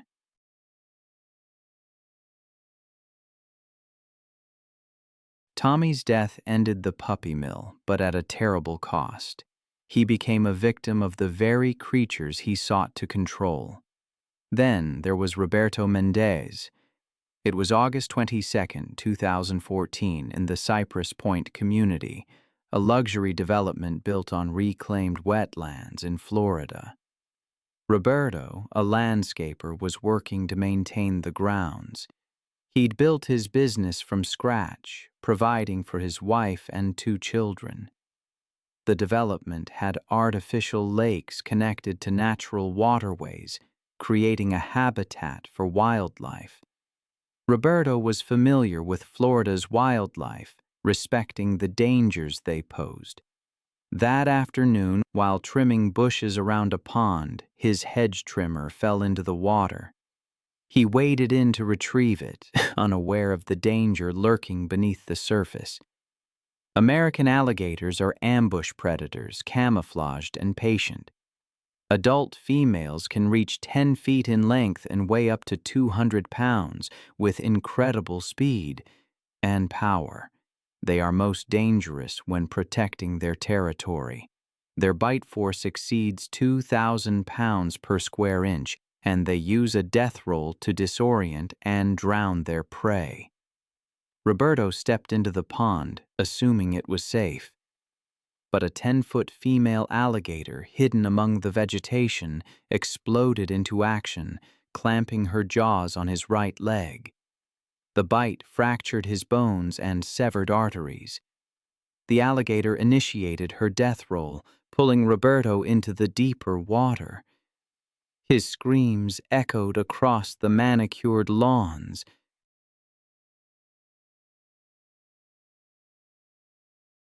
The spinning motion dislocated his knee and hip, causing massive internal bleeding. A homeowner heard the cries and rushed to investigate. I've spent years studying the delicate balance between humans and the natural world, but some stories still haunt me. Take the case of Roberto, a man who lost his life in a way that seems almost impossible. An alligator dragged him into the deepest part of a pond. He drowned within minutes, the blood loss and trauma overwhelming him. Wildlife officers relocated the reptile, a 10-foot female, to a remote area of the Everglades. It was a grim reminder that even ornamental ponds can become pathways for danger. Then there's the story of Tara Whitfield. It was March 22, 2017, when she arrived at the Neptune Islands off the coast of South Australia. These remote, rocky outcrops are known as one of the world's premier great white shark diving destinations. The water there plunges to depths of over 200 feet, a natural highway for migrating great whites drawn by abundant seal colonies. Tara, a 38-year-old marine biology graduate student from Los Angeles, had booked the most expensive shark cage diving package, but she seemed determined to make everyone's lives difficult from the start. Her entitled attitude was evident, and she seemed to believe that money could buy her anything, including safety. She berated Captain Steve Morrison and marine biologist Dr. Lisa Chen repeatedly during the morning briefing.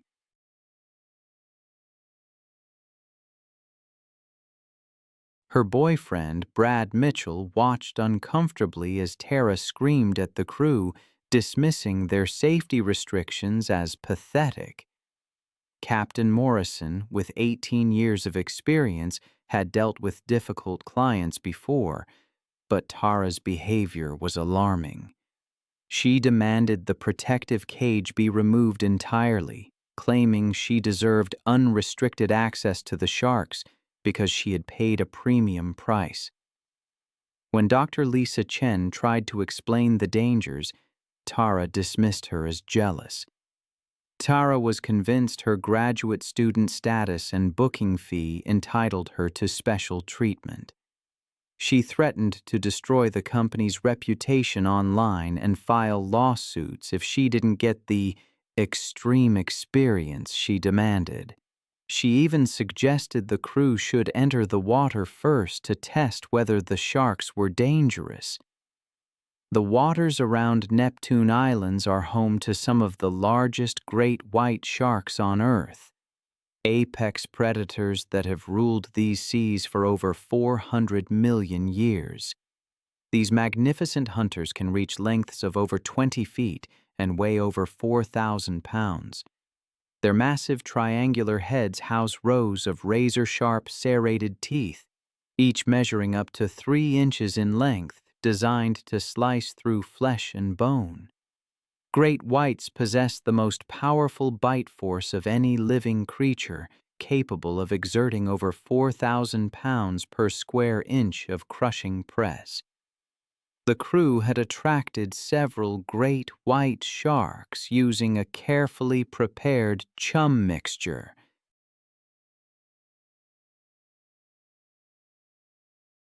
Among them was a massive 18-foot female, estimated to weigh over 4,000 pounds, feeding aggressively on the bait. This enormous shark displayed classic hunting behaviors, circling the boat with calculated precision, investigating the steel diving cage. Before entering the water, Tara secretly loosened the connections on her diving regulator, planning to create a fake equipment malfunction to justify exiting the protective cage. She believed she could manipulate the situation to get the unrestricted shark access she felt entitled to. Once submerged, Tara immediately signaled fake distress, pointing frantically at her sabotaged regulator. Captain Morrison initiated emergency procedures to bring her to the surface, but instead of ascending, Tara swam away from the cage toward the feeding sharks, believing her superior intelligence made her invulnerable. Her erratic swimming movements created the exact type of distressed prey behavior that triggers great white hunting instincts. The massive female great white detected Tara's panicked swimming immediately and abandoned the chum bait to investigate this new potential prey. The enormous predator approached from below at speeds exceeding 25 miles per hour. The shark's assault was swift and devastating.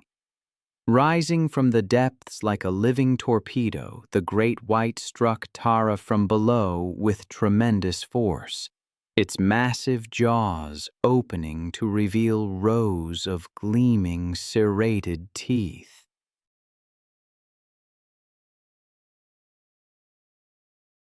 The impact drove Tara upward as the shark's jaws clamped down around her torso with bone-crushing prez. The razor-sharp teeth sliced through her wetsuit and deep into her chest and abdomen. The crushing bite force of 4,000 pounds per square inch shattered Tara's ribcage instantly, puncturing both lungs and severing major blood vessels. The shark's powerful jaw muscles continued applying prez, while its head thrashed violently from side to side, the signature feeding behavior that allows great whites to tear away large chunks of flesh. The violent shaking motion severed Tara's body at the waist, separating her upper and lower torso. I've seen what these animals can do. The power in their jaws, the speed of their attacks. It's a primal force that can be unleashed in seconds, sometimes, sadly, with catastrophic results. Take the case of Tara, who believed that money and demands could override natural predator behavior during a shark cage diving operation. Her belief proved fatally wrong. She deliberately sabotaged equipment and violated safety protocols. The investigation revealed that she died within seconds from massive blood loss, traumatic shock, and the complete destruction of vital organs as massive amounts of blood clouded the surrounding water. The feeding behavior continued for several more seconds as the shark consumed portions of her body before disappearing into the depths.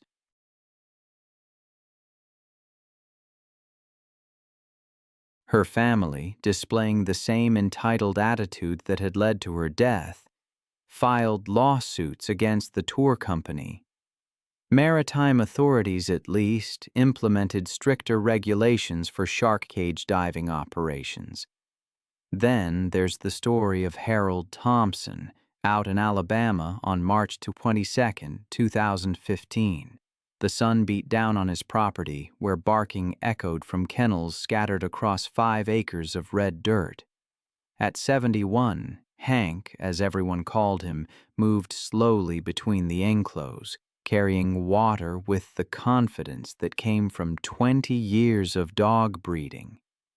He and his wife Martha had built their operation from nothing, specializing in Rottweilers and German Shepherds.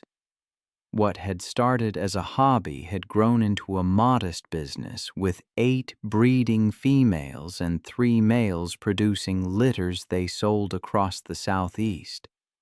But age, it seems, had made Hank careless about safety protocols. In his younger days, he never would have entered a kennel alone, especially with breeding males during territorial phases. But experience had bred overconfidence. The centerpiece of their operation was Brutus, a 130-pound Rottweiler whose massive frame made him their most sought-after stud. At 4 years old, he was in his prime, with a bloodline tracing back to German working dogs. His offspring commanded premium prices from buyers seeking protection animals. Recently, though, Brutus had been showing increased aggression.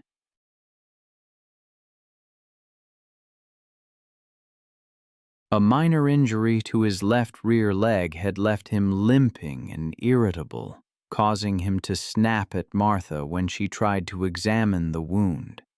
The veterinarian had prescribed pain medication, but the dog's temperament had grown increasingly unpredictable. Martha had expressed concerns about Hank working alone with Brutus, especially given the dog's recent mood changes, but Hank dismissed her worries with stubborn confidence. He'd raised Brutus from a puppy and believed their bond was unbreakable. On that March afternoon, Martha had driven into town for supplies, leaving Hank alone with the dogs. The kennels needed cleaning, water bowls required filling, work Hank had done thousands of times before. Brutus watched from his kennel as Hank approached.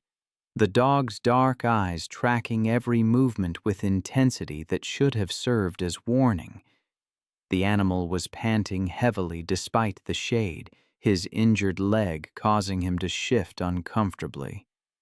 Pain has a way of making even docile animals unpredictable, and Brutus was far from docile. Hank unlocked the kennel gate and stepped inside, bucket in hand, his attention focused on the dirty water bowl in the corner. He'd performed this routine hundreds of times, but today, Brutus was different. The dog's ears were pinned back, his tail held low, his massive body coiled with tension. As Hank bent down to clean the water bowl, his back turned to the dog. Brutus made his decision.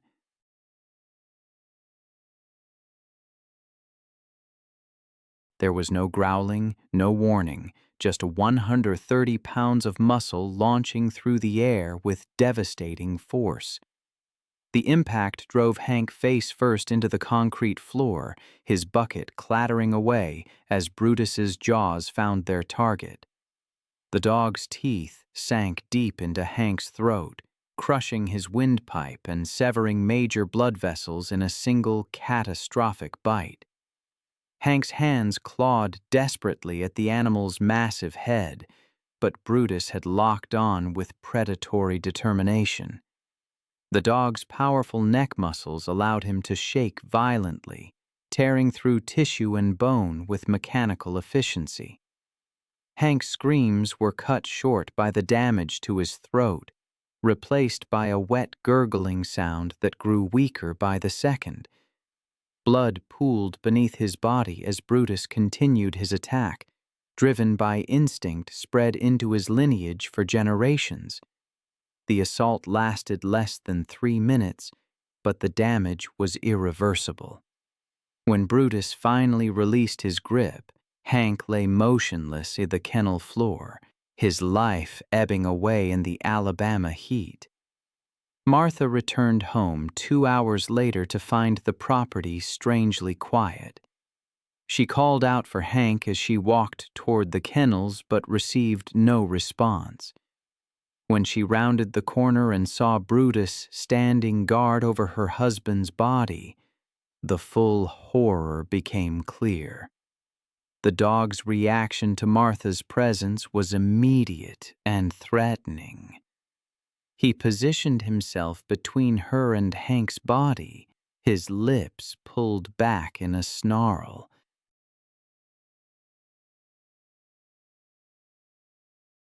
Martha backed away slowly, dialing 911 from her truck. Sheriff's deputies arrived within 20 minutes, but Brutus refused to allow anyone near Hank's body. After consulting with animal control, the decision was made to shoot Brutus rather than risk additional casualties. The massive Rottweiler died with 3 bullets in his chest. The investigation concluded that Hank's death was a tragic accident, caused by his failure to recognize warning signs of an aggressive, injured animal. The breeding operation was shut down, the remaining dogs relocated, and Martha was left to grieve both her husband and the animal that had been part of their family. Then there's a completely different environment, a completely different predator. It was September 3rd, 2013, near the Toklat River in Denali National Park, Alaska. By early afternoon, the wind had dropped, and the landscape stood still, open and silent. From a distance, it looked calm, a place where nothing could happen quickly. But the quiet there was deceptive. Sarah Miller, 26, was an experienced backpacker from Anchorage. She was known for the last photos on her camera showed the river valley and a small group of wolves following a caribou herd in the distance. Just 6 minutes later, she was gone. I've spent years studying predator behavior, and piecing together what happened next in Denali based on the evidence is chilling.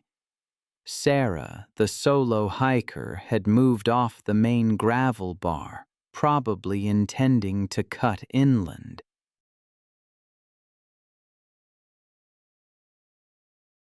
That's when the wolves, having lost sight of the caribou, diverted toward her. She deployed her bear spray, and residue showed it pushed the wolves back about 20 feet. But the wind shifted, and the spray dispersed. They circled again, emboldened. One flank approached from behind as she retreated up a shallow embankment, her handprints pressed deep into the soil as she climbed in haste. Blood marks began at the top of the slope. A wolf likely lunged, grabbing her backpack or arm.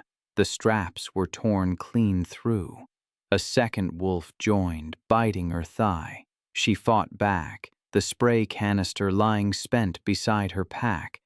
But the group coordinated, one attacking from the rear, the others darting forward. The ground was churned with soil and hair, suggesting a struggle lasting several minutes before she was forced down. Tissue marks revealed crushing bites to the neck and shoulder, the kind wolves use to suffocate large prey.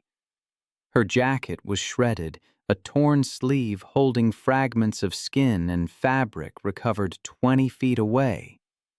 Search efforts began that night, and the next morning, Sarah's body was found partially covered by soil and debris near the river. Her left arm was missing, likely carried off by scavengers. Genetic sampling confirmed the wolves belonged to the Tolat pack. Investigators determined the attack began as a predatory test that escalated fatally. Because there was no repeated approach or food-seeking behavior, no removals were ordered.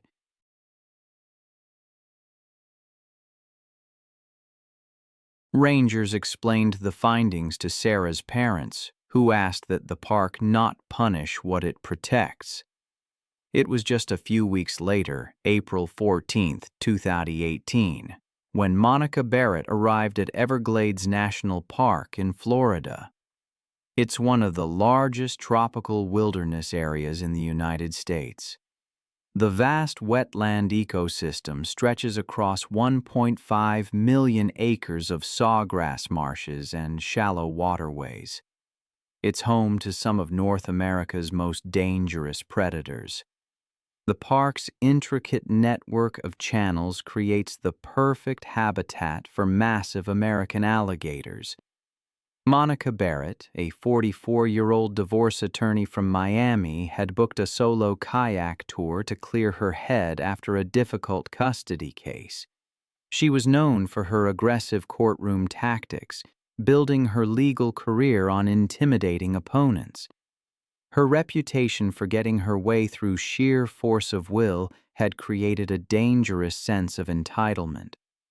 Tommy Rodriguez, a 52-year-old tour guide with over 20 years of experience, immediately recognized Monica as a problematic client during the morning safety briefing. She had interrupted his presentation. There are moments in my work when the weight of human error feels unbearable.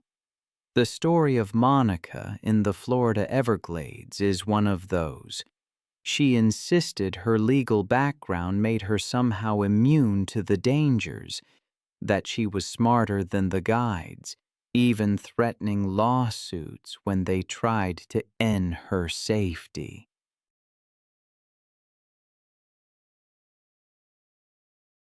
She dismissed the park ranger's warnings about alligator nesting season as government overreach. The consequences were devastating. Her visit coincided with the peak of alligator breeding season, a time when the males are fiercely territorial. Park officials restrict access to certain waterways then, posting warning signs throughout the most dangerous areas. American alligators, some reaching 14 feet and weighing over 1,000 pounds, are apex predators with one of the most powerful bite forces in the animal kingdom. Their jaws can exert over 3,000 pounds per square inch. Tommy, the tour guide, repeatedly warned everyone to stay within designated channels. Monica, however, became increasingly belligerent, accusing him of infringing on her rights and threatening legal action. Despite Tommy's efforts, she broke away from the group, paddling her kayak toward a restricted lagoon clearly marked with warning signs. She claimed she had every right to explore any area of the national park as a tax-paying citizen.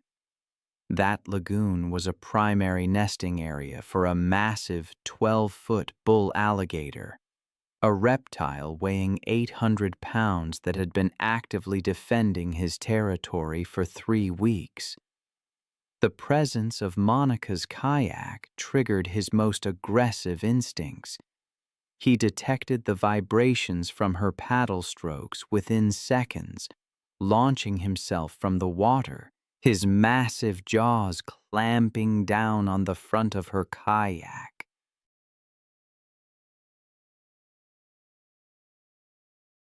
The impact capsized her instantly, throwing her into the murky water directly in front of the enraged reptile. As she struggled, disoriented and panicked, the alligator identified her as a threat.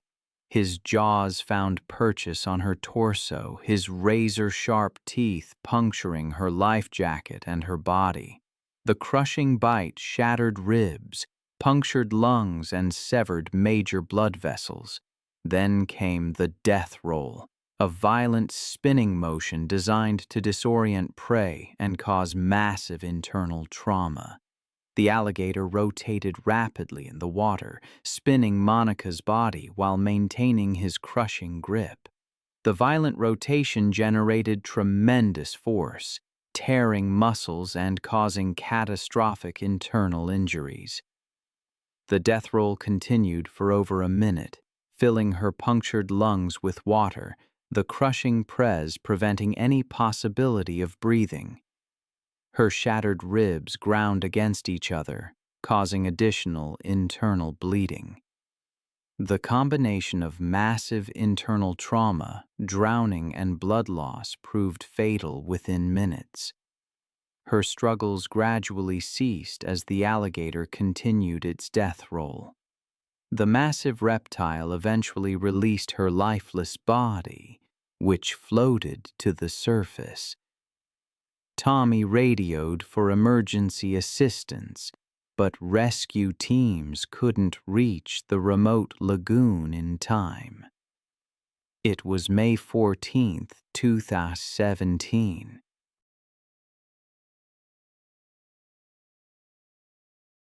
On that same day, far away from Florida, in the ancient mountains of Great Smoky Mountains National Park, the late spring afternoon was perfect for hiking, sunlight filtering through the trees. Sarah Johnson, a 29-year-old registered nurse from Atlanta, was enjoying a weekend hiking trip with her fiancé, Tom.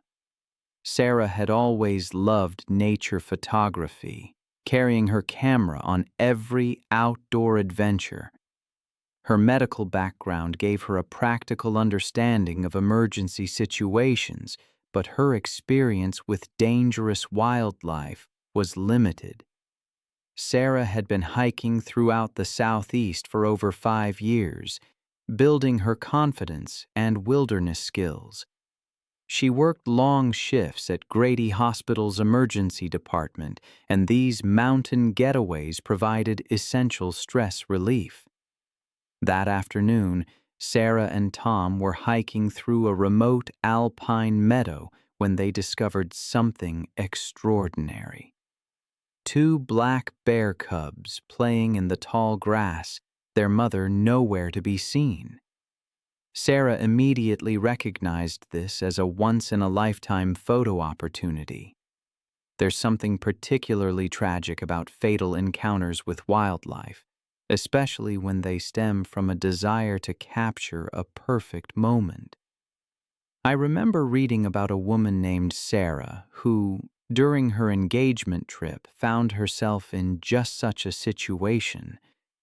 It's a story that highlights the raw power of maternal instinct and the importance of respecting boundaries in the wild.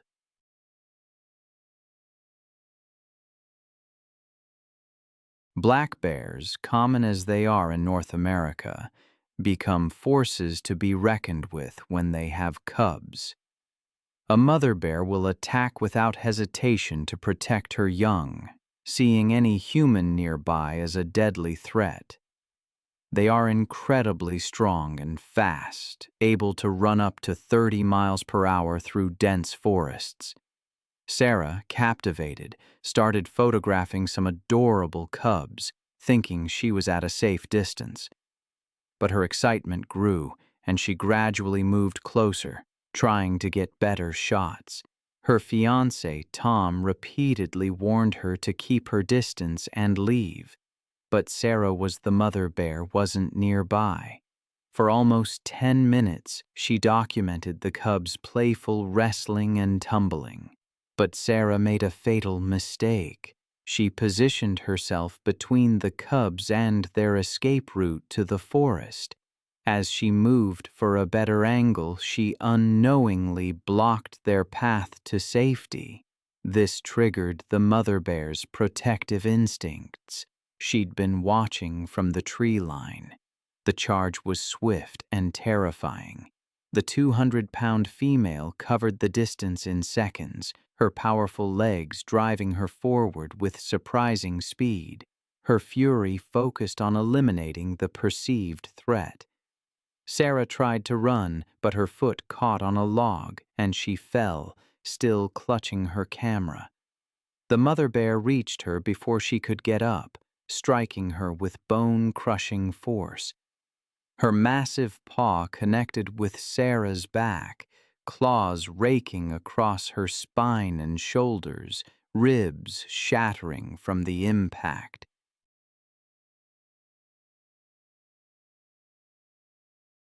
The camera flew from her hand as the bear's weight pinned her to the ground. Her cries for help were silenced by the crushing press on her chest. The mother bear's jaws clamped down on Sarah's neck, the bite fracturing vertebrae and severing vital arteries. The assault continued until the bear was certain the threat was gone. Within minutes, Sarah's movement ceased. The mother bear stayed near her body for several more minutes, ensuring the threat was neutralized before gathering her cubs and disappearing into the forest. Park rangers arrived over an hour later, responding to Tom's emergency call, but Sarah was already dead from massive trauma. The bear family was tracked but left undisturbed. Wildlife officials determined the mother had been acting within normal protective behaviors. Sarah's death devastated the hiking community and led to enhanced educational programs on wildlife safety and distance protocols. Her family established a foundation to promote wilderness safety education, ensuring her passion for conservation would continue through enhanced protection for both wildlife and outdoor enthusiasts.